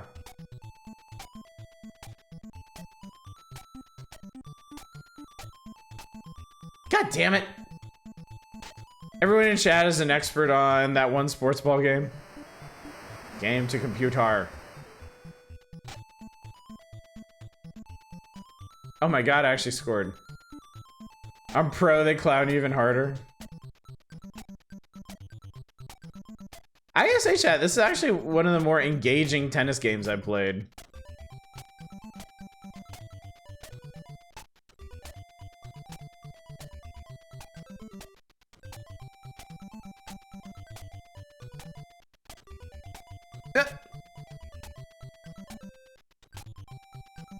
Oh, you actually have 2. Somebody attack the other player with your racket. Out! I got shit at Mario Tennis and oddly one of the 3 good games on Virtual Boy.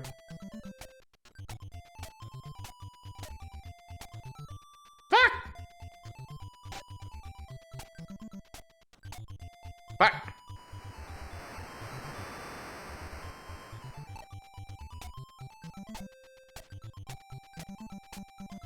Shit. Damn it. Shit. God damn. Computer's a real fucker.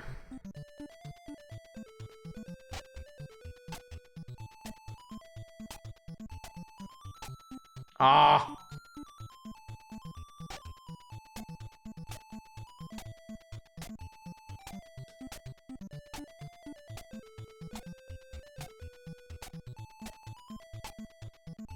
Shit.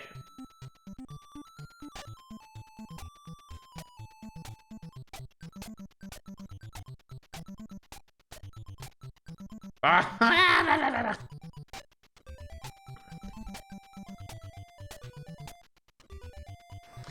3 good games, like 1/4 the entire library. Yeah. Is this it? Is that what you're asking? Yes. It tennis. It tennis. Tennis boards. I have to assume tennis is a lot more fun when you're actually, you know, out there on the court running around swatting at balls. Aw. Where's Dracula game? Game, set, and match to computer. Well played. Well played. The computer won $30,000 from that, chat. We won nothing. You can have a password if you'd like to immortalize your failure.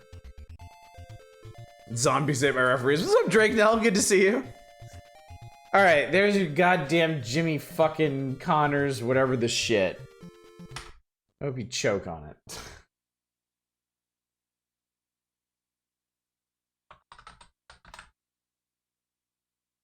All right, next. 3 more other good games that aren't exactly unique. Remade of sorts of the first Mario Brothers, Tetris game, and Jack Brothers, I think.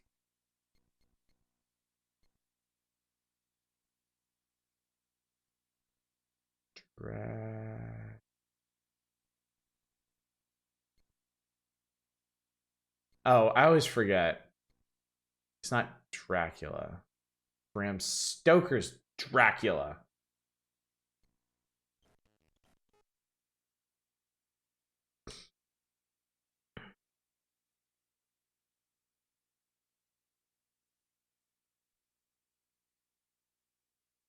It's so bright.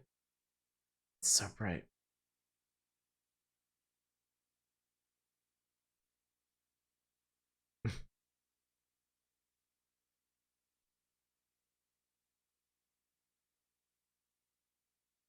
Dracula. He's Dracula. Okay, seems like the same presentation as the SNES one. Vampire! I'm a vampire! Skip. Sure. A journey through Transylvania. Daytime scene 1. Okay. Oh my. Oh boy. Oh boy.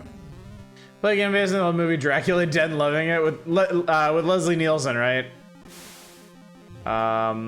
What's your... Wait, what are we supposed to do here? Ah, okay.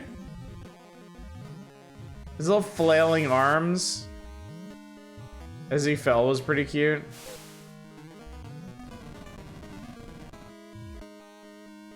Skellington!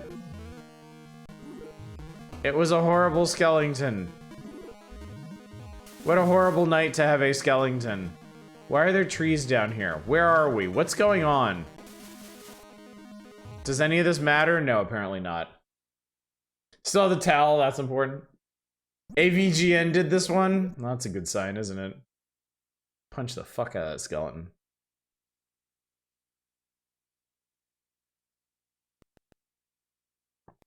It's nighttime, chat. Give my axe back, fuckhead. So like, do you think this is supposed to be music?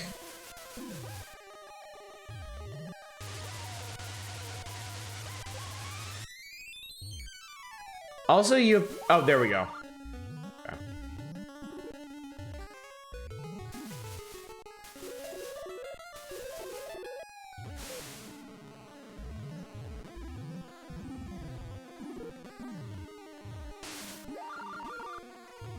One Sega CD is worse than this.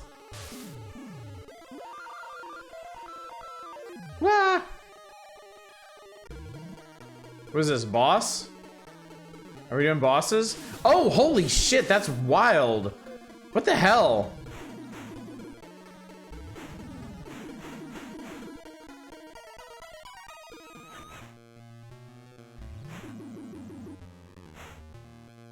Ow, fucker.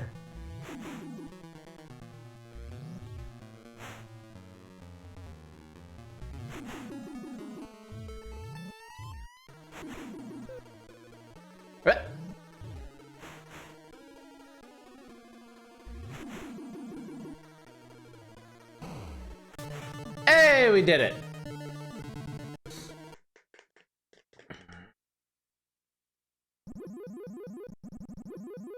Reminds you of that Indiana Jones game?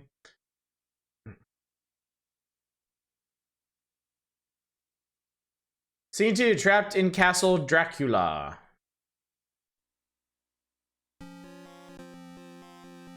Nice hand lamps.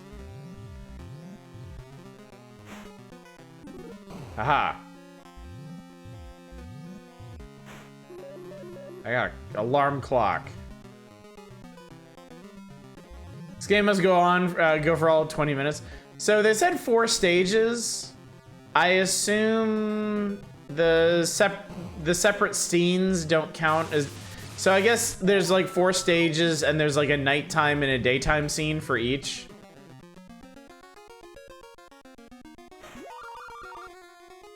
The part of the book where Jonathan recounted the shadow monster fight.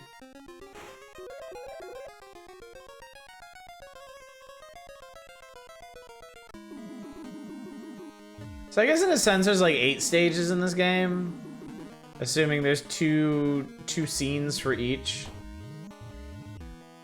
This sucks though. Oh god. This is not particularly fun. Why is Pinocchio breaking into Bowser's castle like a vampire hunter? No! That was unkind of you. Oh, come on, man. Alright, well, we made it through the first part. We made it through scene 2 day. But now we must face scene 2 night. And the nighttime is the right time. Or the nighttime is the right time.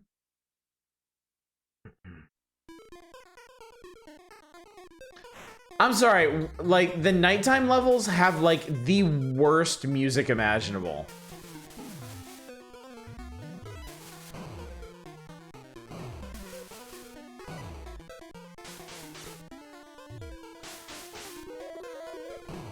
Nighttime is not a word. In Dracula's fucking castle is. Why does water hurt him?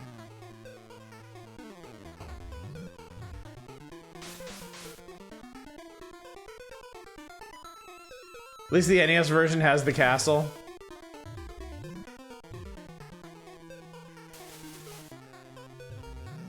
I'm sorry, what do you want?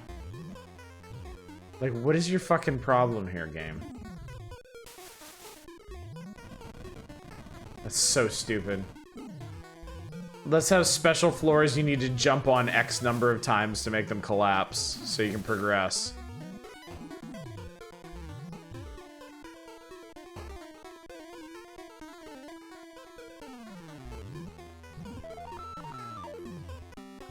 Oh shit, it's another boss. Oh, it's a lady. She murdered the shit out of me.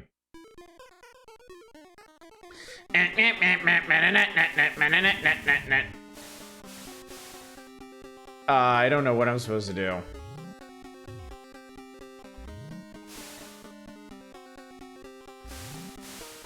I don't know what I'm supposed to do. Weak to exposed legs. Like, I can't even tell if I'm hurting her or doing anything.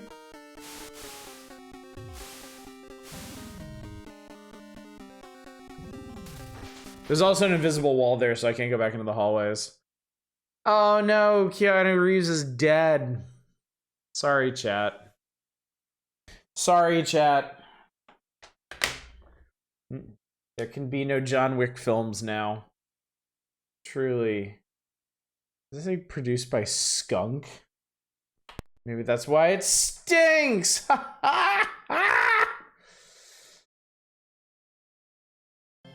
Anyway, that's enough of that.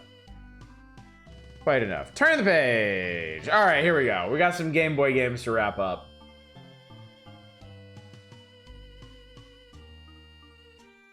You know how small the attack is, you probably can't avoid being hit? Probably, yeah. Alright, all of that has been done. This is it, chat. This is it. Home stretch. Let me start with goal from Jaleco. Soccer for 1 or 2 players. Play the Super Cup tournament exhibition match. We're just trying to stick a penalty kick past the goalie. The set of game options includes an automatic goalie, period time set, penalties being switched off, and a controller option to change your control perspective. After choosing one of the 16 international teams, 1 of 4 formations, your best lineup, time to hit the pitch. Password option, yada, yada. Excellent option, season play. Passwords give the game depth. Actual play is difficult, especially at first.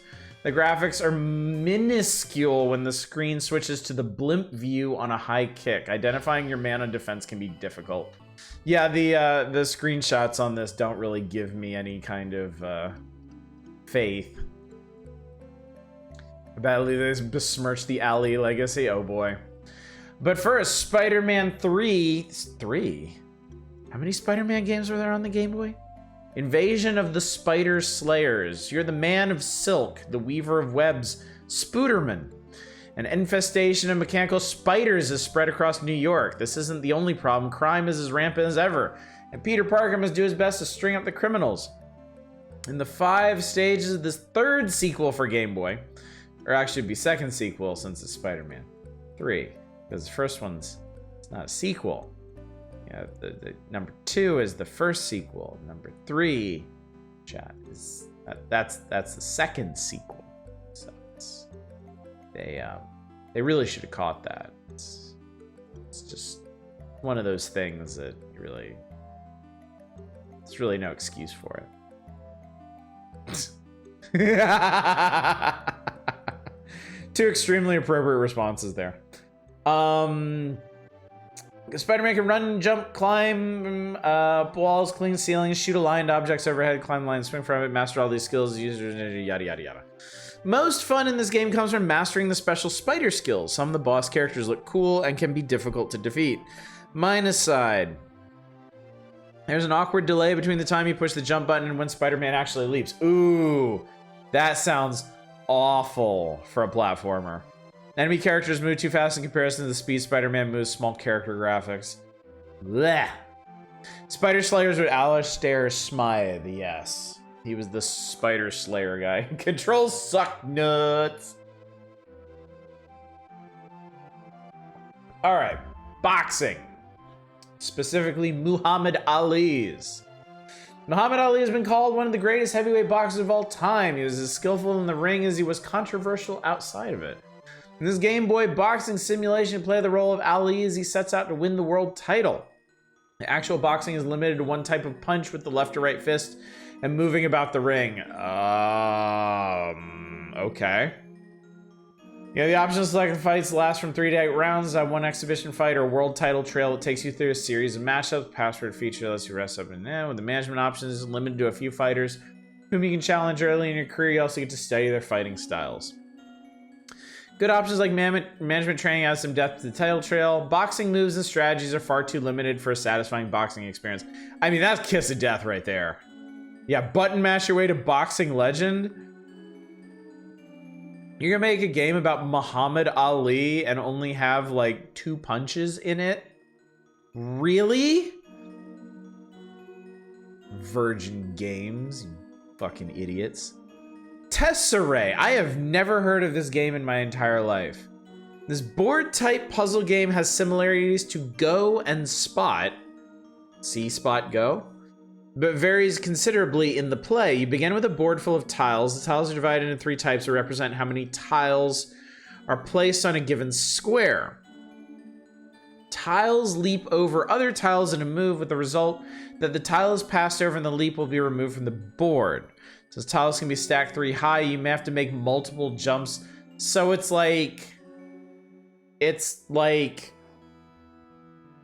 Isn't that like Othello with like extra steps? The only positive they have listed for this game is an undo option lets you experiment with any number of moves. Uh-oh. The complexity of play is both the greatest strength and weakness of Tesserae. Players will need great mental stamina to puzzle through the quagmire of special rules that limit your moves. That sounds awful. Doesn't sound anything like Go. This game is like Go in that there is a 2-dimensional board. What's going on? Oh, we're just, we're winding through the Game Boy section. We're wrapping things up. Word tiles has lost all meanings. Tiles, tiles, tiles, tiles, tiles. And finally, Speedy Gonzalez from Sunsoft. Fastest mouse in Mexico must collect enough cheese wedges to ransom his mouse-napped buddies. Unfortunately for Speedy, there is no grocery store in sight. He has to collect cheese the hard way by searching through 6 treacherous stages. Look for the pitfalls and perils in the Power of Review this month. Good graphics and play control. Some moves require such precise timing they can be frustrating. I actually agree with both of those. I think that's a fair assessment. Oh, Speedy Gonzalez. Taco and enchilada. All right, so looks like we are wrapping up with 2 Game Boy games, chat. Imagine Othello, but the rules strangled by turbo nerds and tortured into something that technically functions. Technical functioning, the best kind of functioning. These boxing. Somehow I doubt it. Up.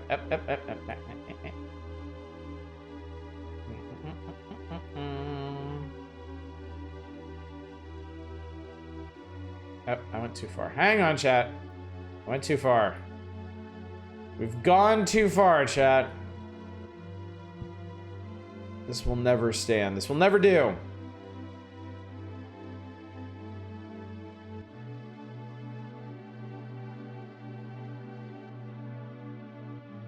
Hold up. This is on every Midwest Mexican restaurant menu I've ever seen. Or have we not gone far enough? Wing. Nice dissolve on that title screen. We do not fear what lies beneath. We can never dig too deep.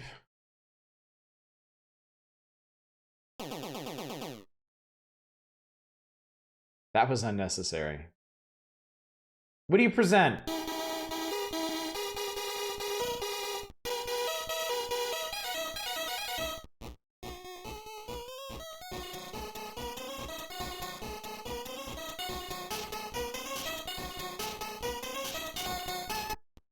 They did not need to go that hard.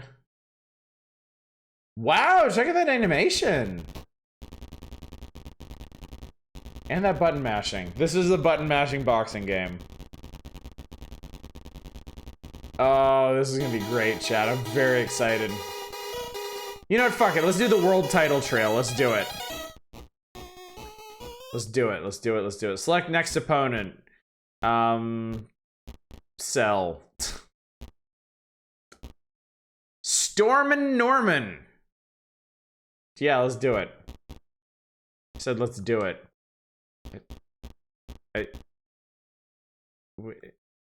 How do you... just fucking do it, man. Okay. You bring that up and then you hit start.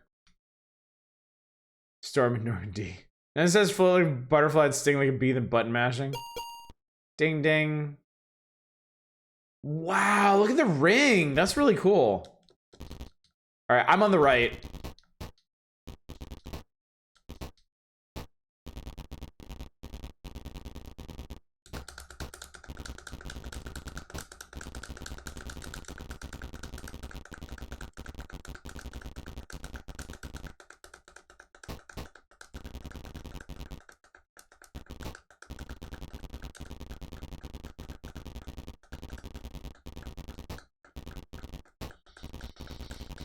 When are you getting that turbo controller? I really should invest in one, shouldn't I?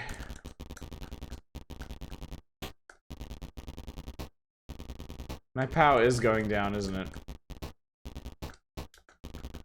But his time is going down.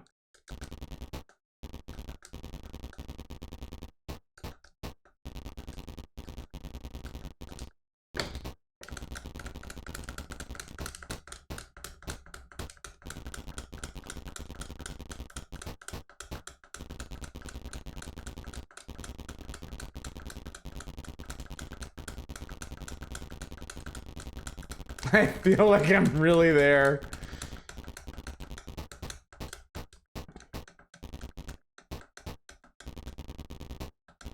They look like naked souls of the damned, lurching forth to collect others to inflict their suffering. Oh, I think the silhouette might be their health or something, or how close they are from being knocked down. Sound effects sound like you're hitting a speed bag. Tag yourself on the blank body in the stands. I'm the guy who put down $500 for a front row seat to see this shit. Sound design is next level.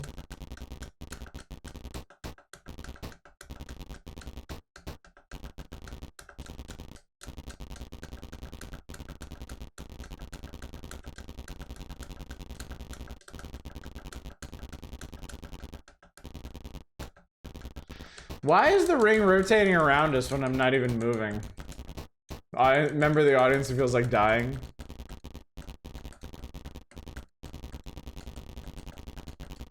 The guy in the second row making a poggers face at his phone.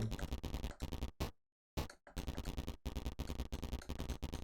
think the button mashing isn't working. I can't tell.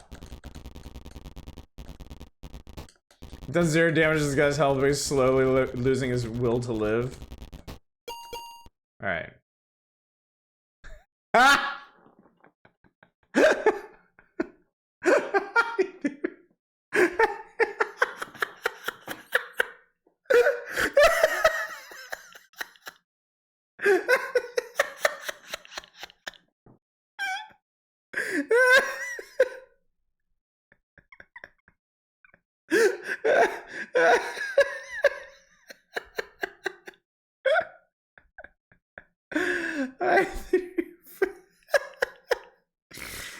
I threw 492 punches.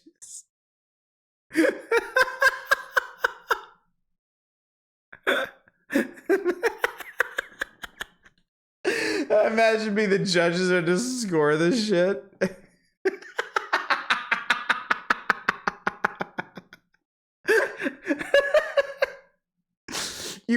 You basically just witnessed an anime fight. And just powered up and like fucking laid into him. Muhammad Ali, old one punch man. Oh god. Ah, okay, so no. You actually have to push the button and it progresses things. So your score is the number of punches you landed. So I'm currently beating the pants off this guy. So the system works, chat. The system works.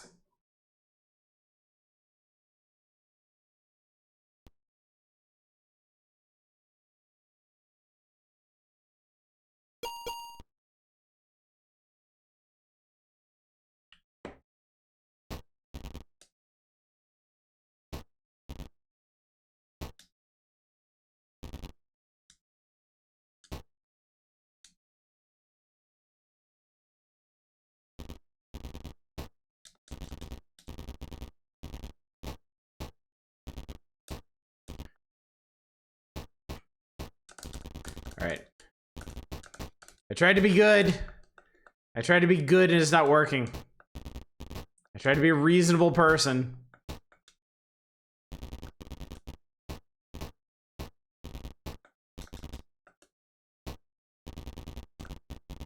Sprite work is great. It's not the game's fault here. It is a very good looking game. Like, I will say that. It is like I'm gonna echo what Nintendo Power said. Like, it's a shame the boxing is so simplistic.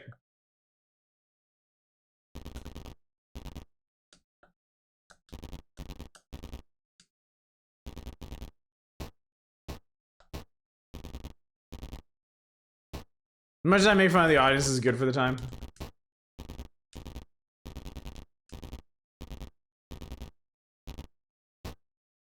I'm really trying to knock this guy down. I feel like we're close.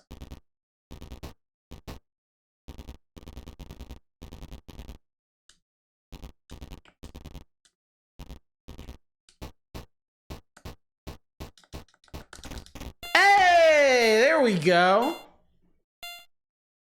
Get fucked, nerd. You do not have an uppercut. You have a left jab and you have a right jab, and that is it.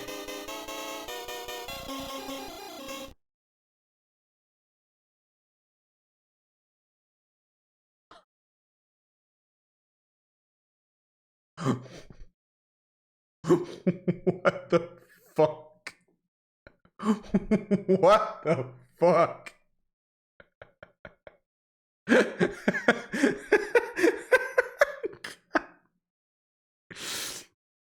Did you know? Did you know that to celebrate his victories, Muhammad Ali would unhinge his jaw and swallow his opponent whole? Well known for biting the heads off his opponents when he won. Muhammad Kirby.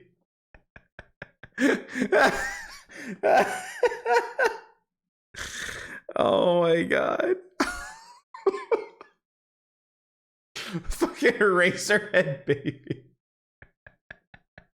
It was the original person. Oh my god. How do you move on from this, chat? How do you put something like this behind you and go on with your life?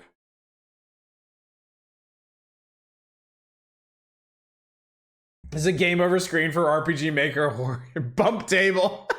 Unfortunately, this is software emulation, so no amount of bumping this table will make it go away. I know the neck creases make it even creepier. I can't link to it. I want that as your desktop image. Someone will post a version of this in Discord, I'm sure, or chat. Oh god. Funny story about Goblin Gangbang.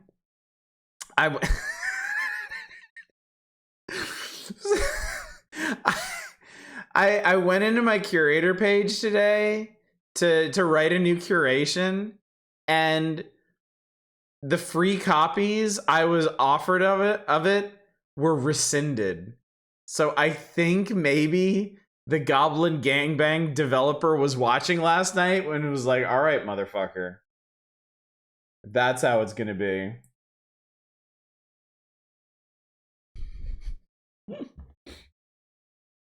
What a shame, I know, right? Really miss that. Jesus Christ.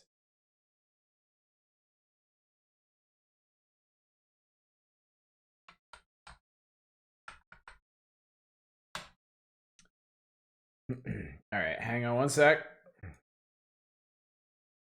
Set as desktop background. Should have asked for a censored copy to stream. I feel like that may have only like insulted them more, really. All right, hang on one sec. Well, I think that's a record for how quickly Somachu the Vamphog has been cycled out. 2 days. Poor guy lasted all of 48 hours. Yeah. But I mean, with this kind of competition, is it really so surprising? Oh god. I won $27,000. My injuries are very light. My recovery time will be 1 week. Oh, these are some names. Tony D. Terminator. Virgil T. Bird, I'm coming for you. Basher Brooks. Bomber Davidson. Dynamite Dawson. Rumblin' Rifkin. Mo Masher Marsh. Buster D. Cannon. Chat. Buster D. Cannon. I love it. One time, make a massive collage of all these terrible images we use for wallpapers. If you need help with that, I have a special folder for every wallpaper we've ever used. I have saved everything. I haven't gotten rid of anything. So we could collaborate on this. Buster, I barely knew her. Rockin' Rayleigh, Lefty Berendez. And then there's this poor Bruno Franco. He's like, this is fine. This is all I need. Anyway. Think Muhammad Ali signed off on these images? Select next opponent. Wait, I could fight Storm and Norman again? Why would I do that? Slammin' Stevens and Brawlin' Kelly.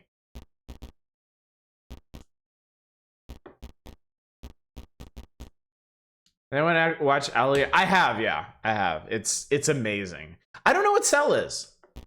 I don't know. It doesn't do anything. Oh, self.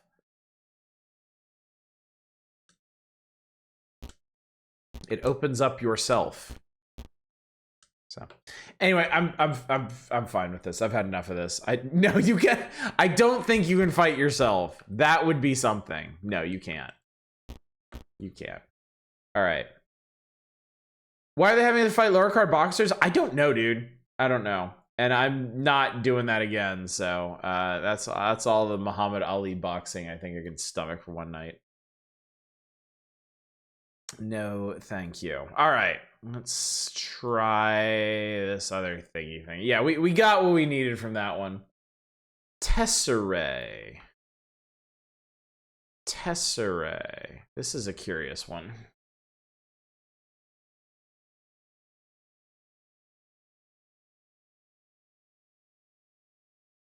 Hang on.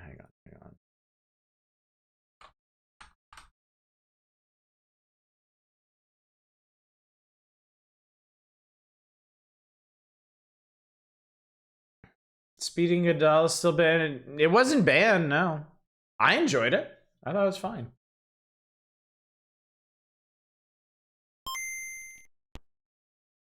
Oh, shit. Clicked on the wrong thing. Yeah, Game Boy puzzler with an undo option. Speedy Gonzalez map is just Australia. I mean, the character on TV? I'm not sure. Because my understanding is the wider Hispanic community kind of embraced him later on.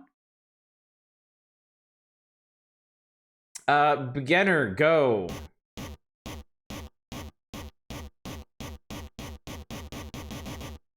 Okay.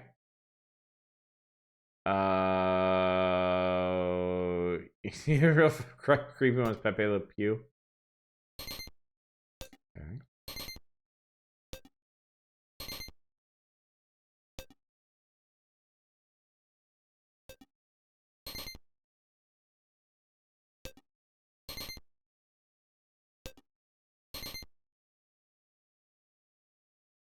Okay.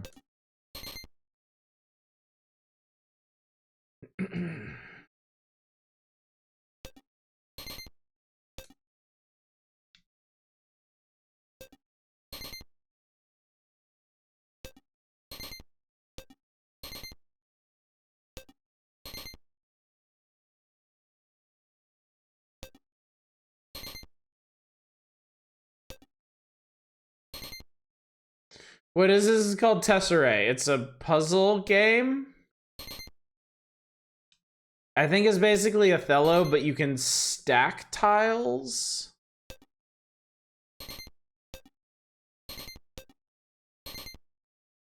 Not what I call it.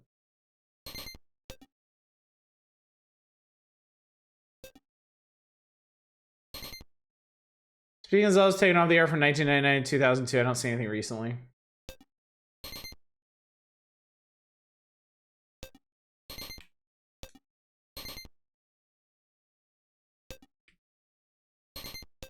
I'm just kind of left with the lingering question of like, why am I doing this, you know? Like, what is the point of this? What am I accomplishing?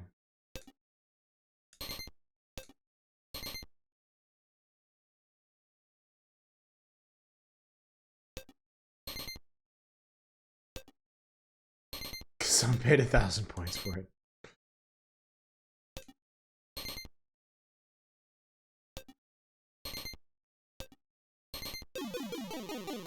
Aww.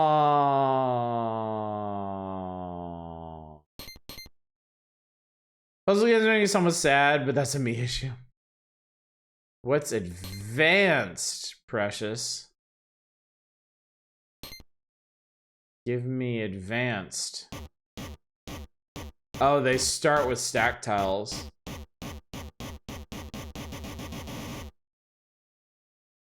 Oh boy.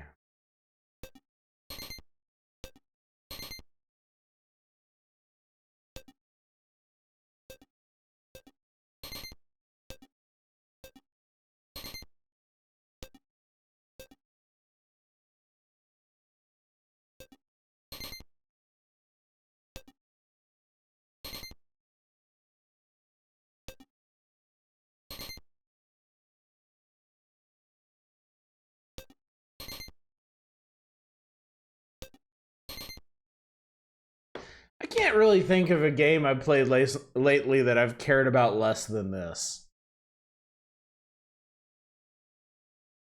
Some nerd saw Othello and thought it's just not boring enough. Yeah.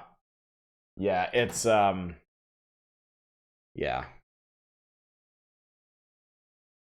No. Nope. That's enough for me. Thanks.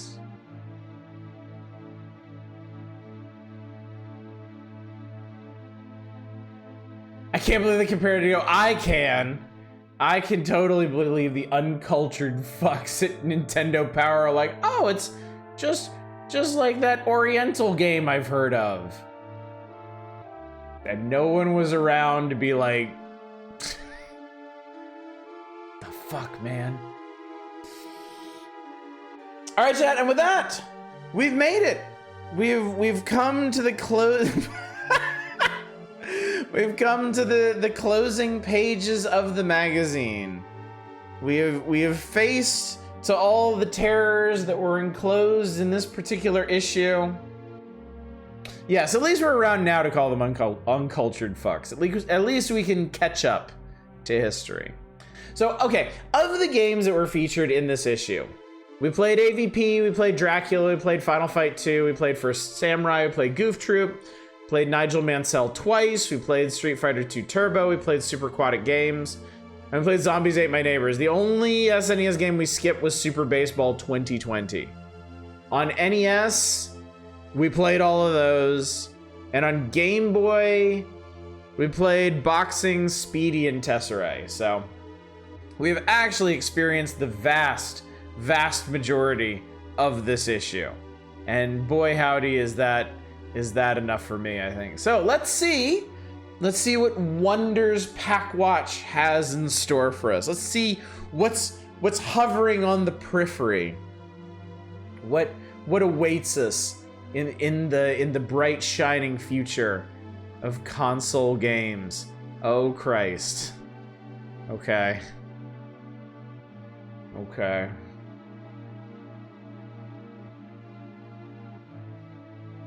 This is not the future I asked for.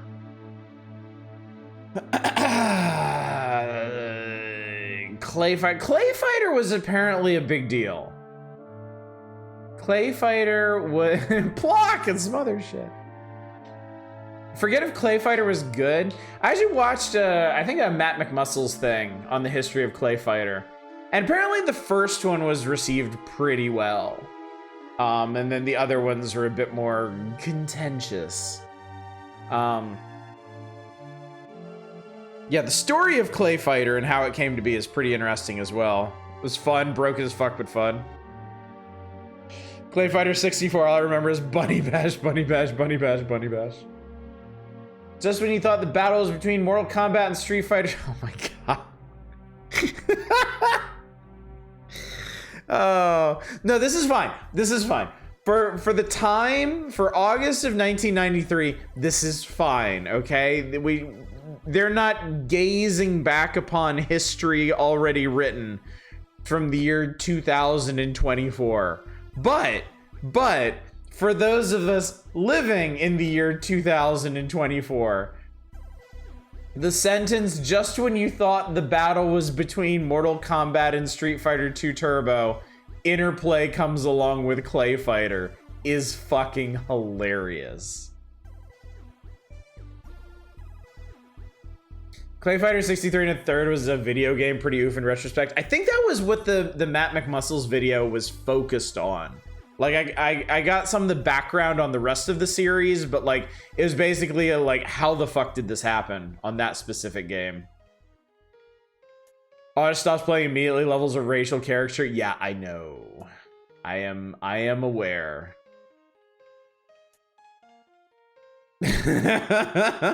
Oh yeah, it is uncomfortably racist, yeah. Development folks at Interplay revealed they love the action of games like Street Fighter 2, but not the overt violence. Clay Fighter is the best of both worlds. Answer. Two-player challenge, more famous fighting games, does in a way that's funny and very involving. Elvis, Opera, Fat Lady. No control problem. They've used a standard Street Fighter 2 controller sequences to activate special moves. 3 specialty moves for each of the 8 characters. The ability to become strong with more victories, plus 1 awesome super move. You can only achieve by improving your endurance. That all sounds really weird and vague. Look for Clay Fighter this November. Now, reminder, this is August, and they are prophesizing Clay Fighter from November. That is not far away at all. F1 pole position. It's Ubisoft. Again, enter the fast track of the racing world with pole position international F1 racing simulator. Includes real drivers, cars, and racing teams. 2-player split screen view without the unrealistic turn arrows. What? When you play the 1-player game, the second view is your rear view. So apparently this was just a problem for racing games. Is like, what do we do with the screen? And for some reason, nobody decided to emulate F-Zero. Like, Top Gear, pole position, Nigel, Mansel, like, they all either do this, like, unnecessary split screen thing, or they just cram it all at the bottom of the screen, or it's fucking, I don't know. Holy shit, yeah, Witch Doctor and Sumo characters, looked it up. Yeah, dude, it's bad. And then there's Plock, good old Plock, good old Velcro hero Plock. Plock sounds more like a new breakfast cereal than a video game hero, but this unassuming little guy can fire his arms and legs to defend himself and blow a mean rock harmonica. Maybe someday he'll become prime minister. What? This must be a 90s reference I don't get. Definitely one of the more innovative action games this Pack Plocker has seen in a long while, created by Software Creations Great Britain. Plock is one of the best music tracks. Okay, Plock does have amazing music. Say what you will about the gameplay in Plock, its soundtrack has no right to go as hard as it does. Plock is a neat game. Maybe it was a Clinton playing the sax reference. Oh, it could be. Could be, maybe. Candidate for best OST on the system. I wouldn't go that far, but it is very, very good, so. We have streamed Plock before. Those of you that haven't been around for ages on this channel might not remember, but I think in the before times, before the advent of the Power Hours, we did a night. We played Bob, we played Plock, and we played Bubsy, all in the same evening. And that was an experience. What's up, Traydon? Was Battle Cars ever released? It was. I rented it. I remember playing it. It is definitely a video game. Plock is good. Plock is good, but frustrating. Plock can be a very unkind game. Plock has some really awkward levels. Plock expects some really strange things from the player. Plock has, like, okay. The start of Plock is very, very good. And then there's a couple big, complicated levels that are a little bit hard to come to grips with. And then there's like this crazy flashback sequence, and that is surprisingly hard. And then if you get past that, the game like really starts to go to town on you. So I've gotten really far in this game before, but you need a lot of patience, which is not something I'm particularly known for anymore. Flashback sequence. Plock is coming up soon.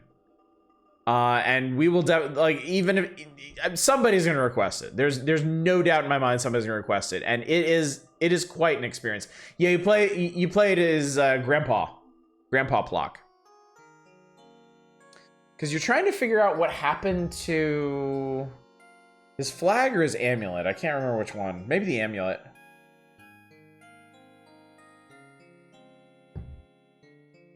But you'll see. I will show you. I will give you the gift of Plock.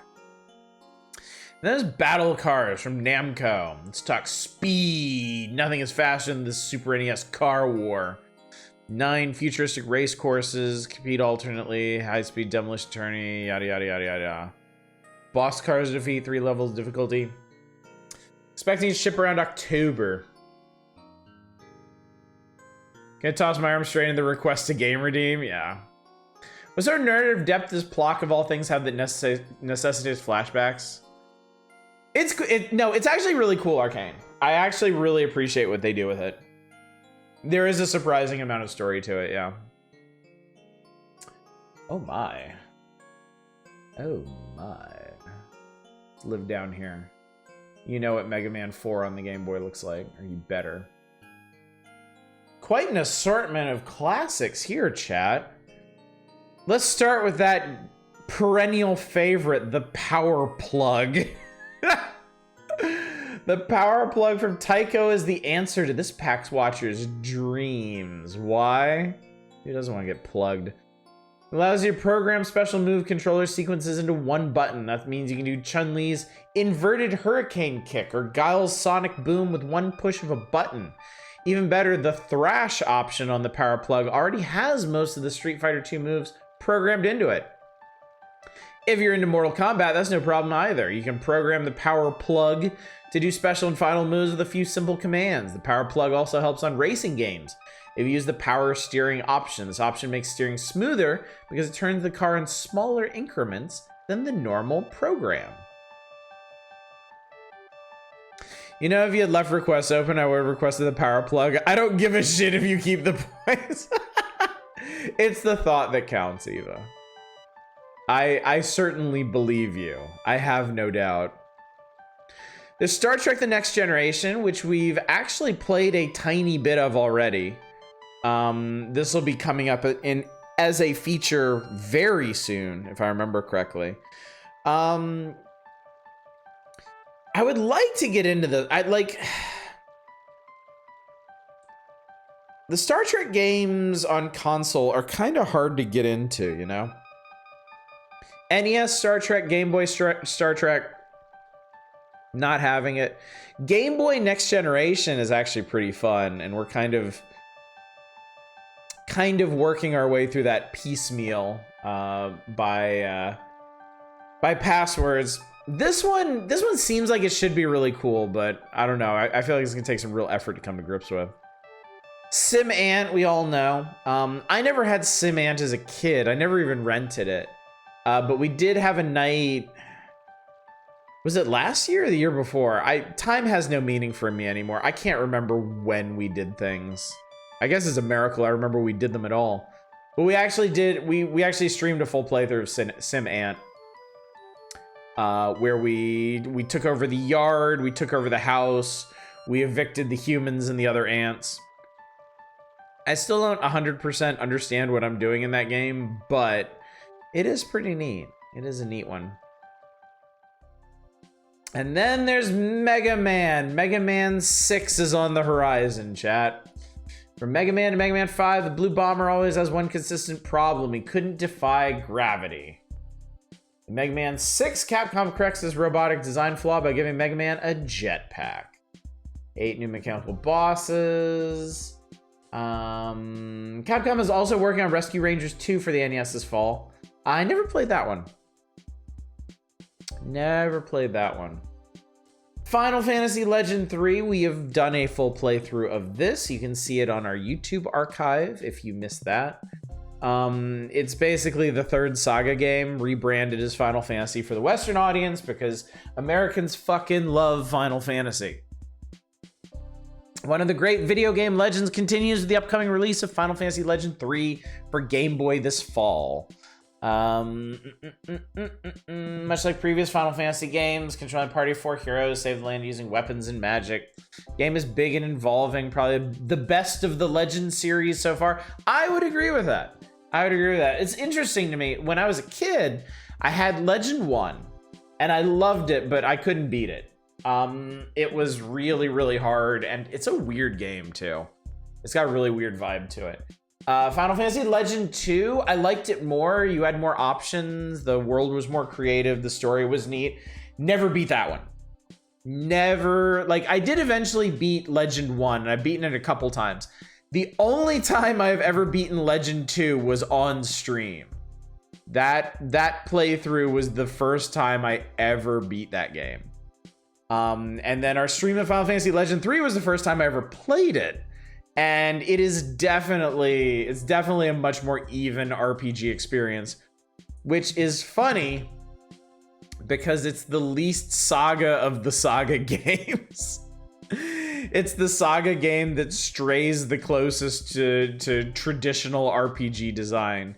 I mean, it's still pretty unique. It's built around time travel, and it's got some really, really crazy twists and stuff in it. But I would agree, it's definitely the best of the original 3 Saga games.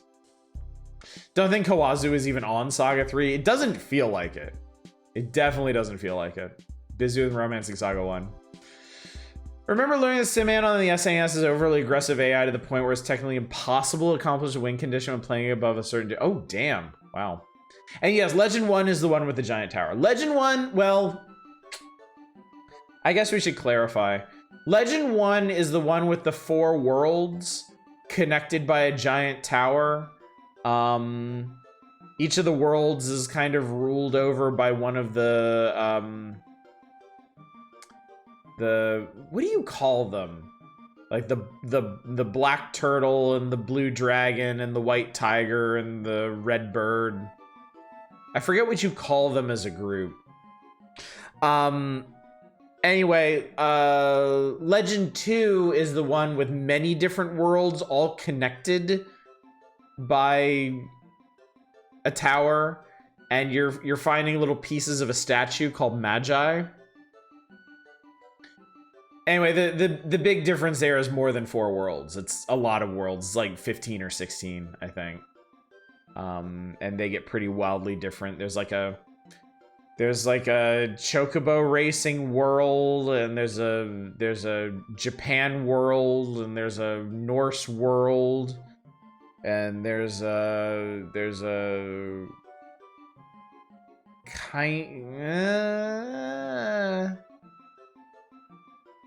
Celestial Animals. Thank you. Yeah, I couldn't remember what you call them. And then there's Mega Man 4 on the Game Boy. It's the same deal, really. 4 bosses for Mega Man 4, 4 bosses for Mega Man 5. It wasn't until Mega Man 5 on the Game Boy that they really went kind of hog wild with it. And I love that one for it so much. Oh, Christ almighty. Packwatch CES update. As the doors of Chicago's McCormick Place North opened on June 3rd for the beginning of Summer CES 93, your Packwatch team was already on the floor. Sniffing. Sniffing out the best upcoming games for Super NES, Game Boy, and NES. Yada, yada, yada. Wikiing it, they don't really have a cool group name. Surprisingly, very generic. That is odd. Okay, I am not going to read this whole thing, but they were nice enough to highlight the actual games that were featured, so I'm just going to zip through and mention them so you know what's coming up in the future. So right at the top, Super Mario All-Stars is going to be here before you know it. FX Tracks, which we know as Stunt Race FX. Legend of Zelda Link's Awakening, NHL Stanley Cup, Mortal Kombat! Okay, Trade On, have a good one. Thanks for coming out. NBA Jam, NFL Quarterback Club, Championship League Soccer.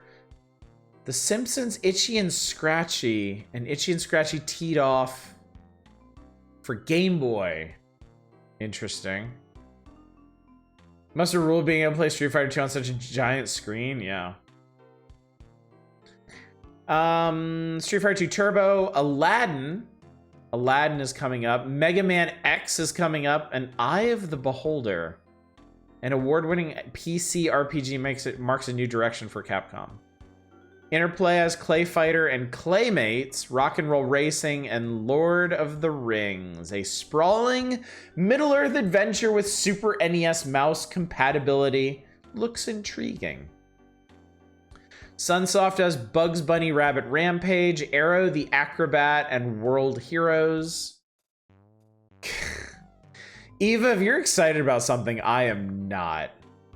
Time to play some absolute garbage. Konami has TMNT Tournament Fighter, TMNT 3 for Game Boy. I can't believe that's not out yet.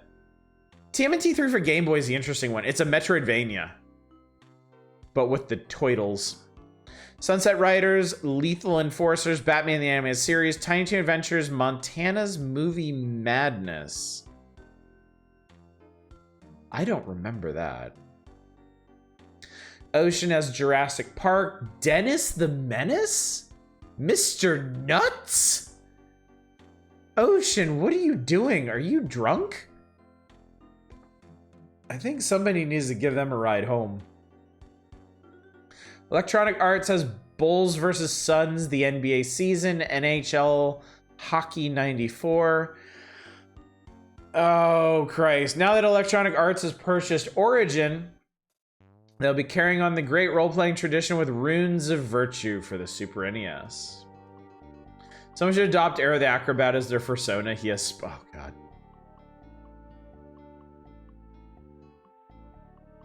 There's just a request for the stuff like this, only just to see what these actually made it to production.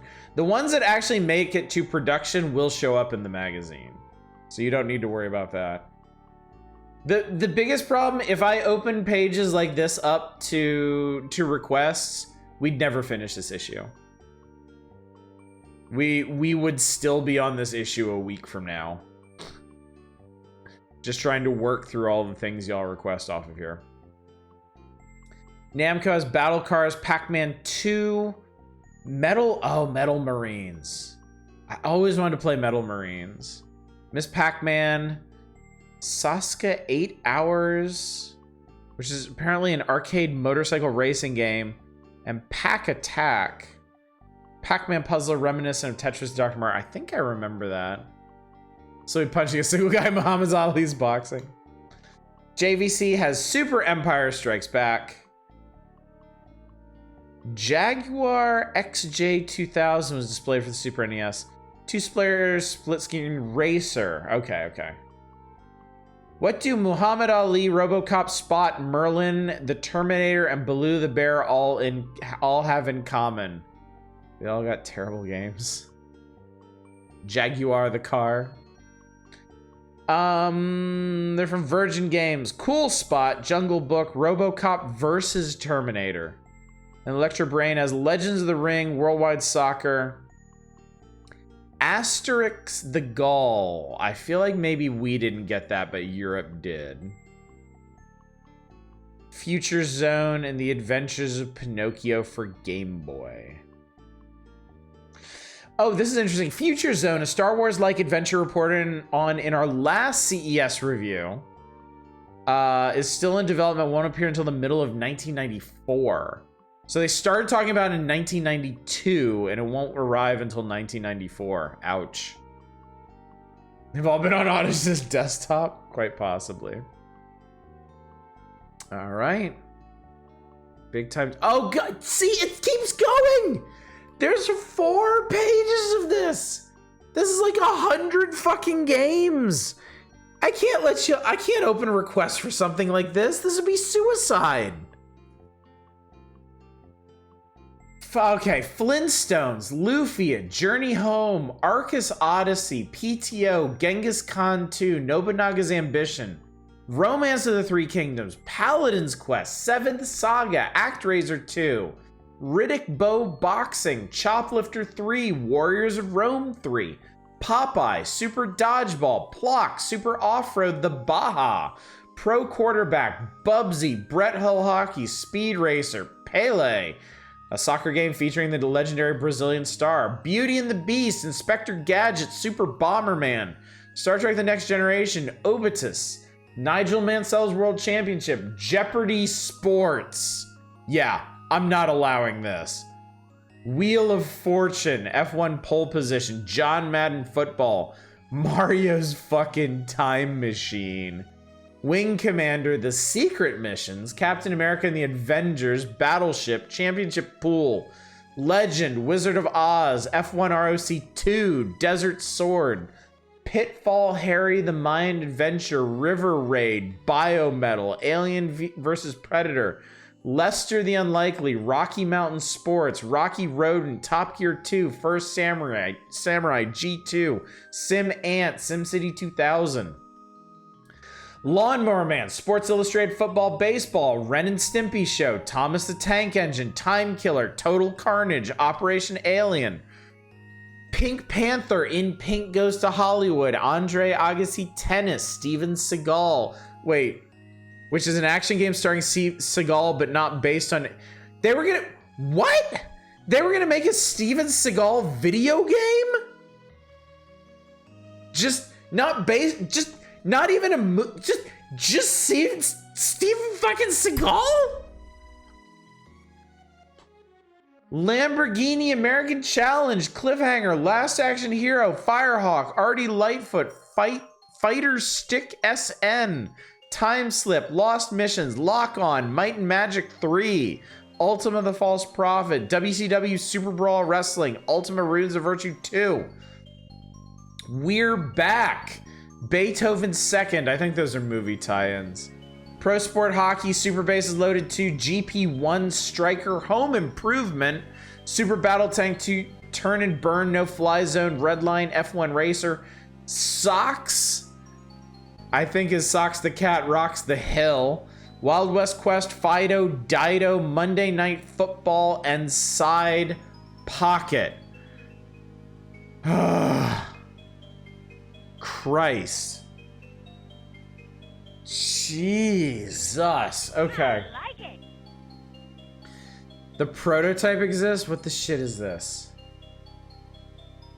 Steven. Oh my god, that box art.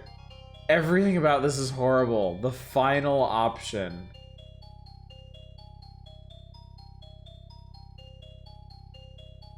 Oh my god, this looks like dog shit.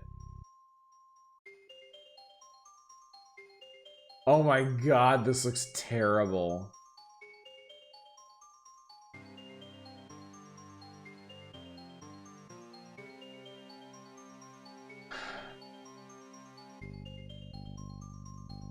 You've already throw it up in Discord.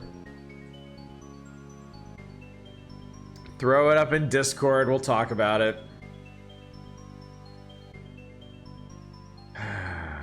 It's not gonna be. It's not. I can't mentally handle this tonight. Okay, I can't do this tonight. But we will play the Steven Seagal massive mistake. This is what you get for not allowing Chad to request Jeopardy Sports. I feel like you're getting off easy in that sense. Steven Seagal writing is a masterclass to find that titty bar. So this is a brief glimpse at the utter deluge of video games coming in the near future. Oh god. And then power trading, challenge trading cards. Wait, what did I miss? I just ran through all the games mentioned in the Packwatch CES update. And yeah, there's a Steven Seagal game. An action game starring Seagal not based on any particular movie. And there's a prototype of it, and we're gonna play it not tonight, but sometime in the indistinct future.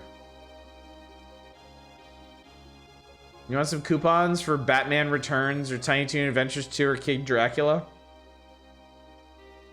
That's it, chat. That's it. We've made it. We have emerged on the other side. August of 1993 is done at last. It is over. We can put it behind ourselves and look forward to the future. And what does that future hold? Well, more Final Fight 2, if you want it, and I'm pretty sure you do. Rock and Roll Racing is coming up. I love this game. I need to do a little bit of research because the whole licensed music thing. But one way or another, we will play it. Indiana Jones and the Last Crusade on NES, and Final Fantasy Legend 3, which I'm not going to do another full playthrough of, but we could always take another look at it. This is not all either. There are some very interesting games showing up in the next issue. The next issue may possibly last us longer than this one did, and this one lasted us something like 4 weeks. So brace yourselves for that, chat. There is actually another quite notable RPG coming up in the next issue that we might need to talk about, as well as some big games that they don't even bother trotting out here. So I think that actually begs a question. Now that we're here in the refractory period between issues, do y'all want to go ahead and jump into it next week? Ew. I like to check. I like to see. Do y'all want to go ahead and start the next issue next week, or is there anything console adjacent y'all want to do in the interim? I mean, if y'all are good, I'm good to move on too, because like I said, there's a lot of important stuff in the next issue, and I think it's gonna keep us occupied for a while. So I see no reason to delay. It's just if y'all were hurting for like some kind of oh, did you look? No spoilers. No spoilers. No spoilers. Obviously, open up with Steven Seagal and then only September. I hope Jeopardy Sports is the next issue. Yeah. Okay. Yeah. We'll slip in. We'll get Steven Seagal in there somewhere. Don't worry. Don't worry. He will join us for the Power Hours one of these nights. So. Yeah. Okay. So there. The plan for next week, chat. No stream tomorrow night. It's Sunday. I don't stream on Sundays. See two biggies not mentioned here? Yeah. On Monday, come the Monday, we're going to be starting a point-and-click adventure. One that I have been wanting to get to for a while, and I'm excited to finally actually get to. Should take 2 or 3 nights. So there is an outside chance that Wednesday may be some random stuff, maybe something. I don't know. Can't promise anything. On Thursday, we will start the next issue of Nintendo Power. We will start Volume 52, September of 1993. And you'll definitely want to be there to see the table of contents, because there are going to be some big surprises. Next Friday, I haven't decided yet, though. Now that we have a Doom Peak queued up, and specifically a Master System one, I may build something around that, chat. So keep that in mind. Stay awake, stay alert. I may be asking something of you next week. The Doom Peak is Golden. What was it? Golden Axe. Oh Christ, what was it? Golden Axe Warrior. It's a Master System game called Golden Axe Warrior, kind of like a Golden Axe themed Zelda. So a rather curious one. Never heard of it actually. So yeah, we may try to build something around that for Friday. But we shall see, chat. And then, of course, those of you who are waiting patiently for Phantasy Star, that will be the week after. The final week of January, we will be starting up Phantasy Star. So, and I'm already kind of looking ahead, like projecting, because we are coming up. I've already told you, Secret of Mana. Secret of Mana is 3 issues away. It's not September, it's not October, it's November. So 3 issues from now, we'll have Secret of Mana on deck, and I really want to do a full playthrough of that. So I'm already kind of like looking ahead to see when we're gonna need to make some space for some RPGs, to say nothing of what may come up in the next issue or the issue after that. So, but we will talk about all of that once it actually lands. I don't want to get too far ahead of myself, certainly. So we have plenty to do before we roll credits on Phantasy Star. Is Aconcagua a point and click? I would not call it a point and click, no. I would not say so. But good guess, good guess. Aconcagua is like on it's at the front of my brain. I don't want to go too much longer without our full playthrough of that, because that was a neat game. And I owe you that one, so. But it's not next week. So yeah. Anyway, chat, I am just getting rambly at this point. I think I will let y'all retire a few minutes early tonight, get some rest, relax, and enjoy your Sunday, and then come back here on Monday to see what kind of surprise I have in store for you. As for tonight, oh, I see Kiwi's up. Well, dang, let's go hang out with Kiwi for a bit. She's playing Baldur's Gate 3. Which appears to be an absolutely lovely game. I would shit myself if I got labeled point and click out of happiness. Well, I'm sorry to disappoint you, but if it's any comfort, Aconcagua should be soon. It should be sooner rather than later.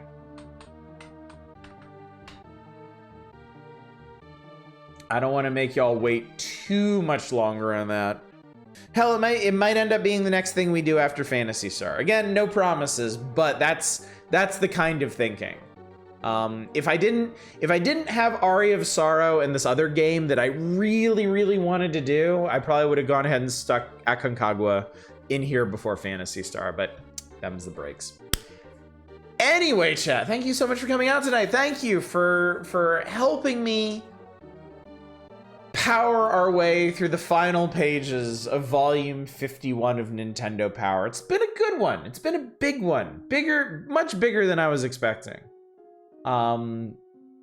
We got a lot of mileage out of this issue. Like I said, it lasts us 3 or 4 weeks. And the next issue promises to be even bigger. So I hope you're excited about that. And hopefully I will see you all on Monday for the start of something. But until then, as always, y'all take care. Bye, everybody.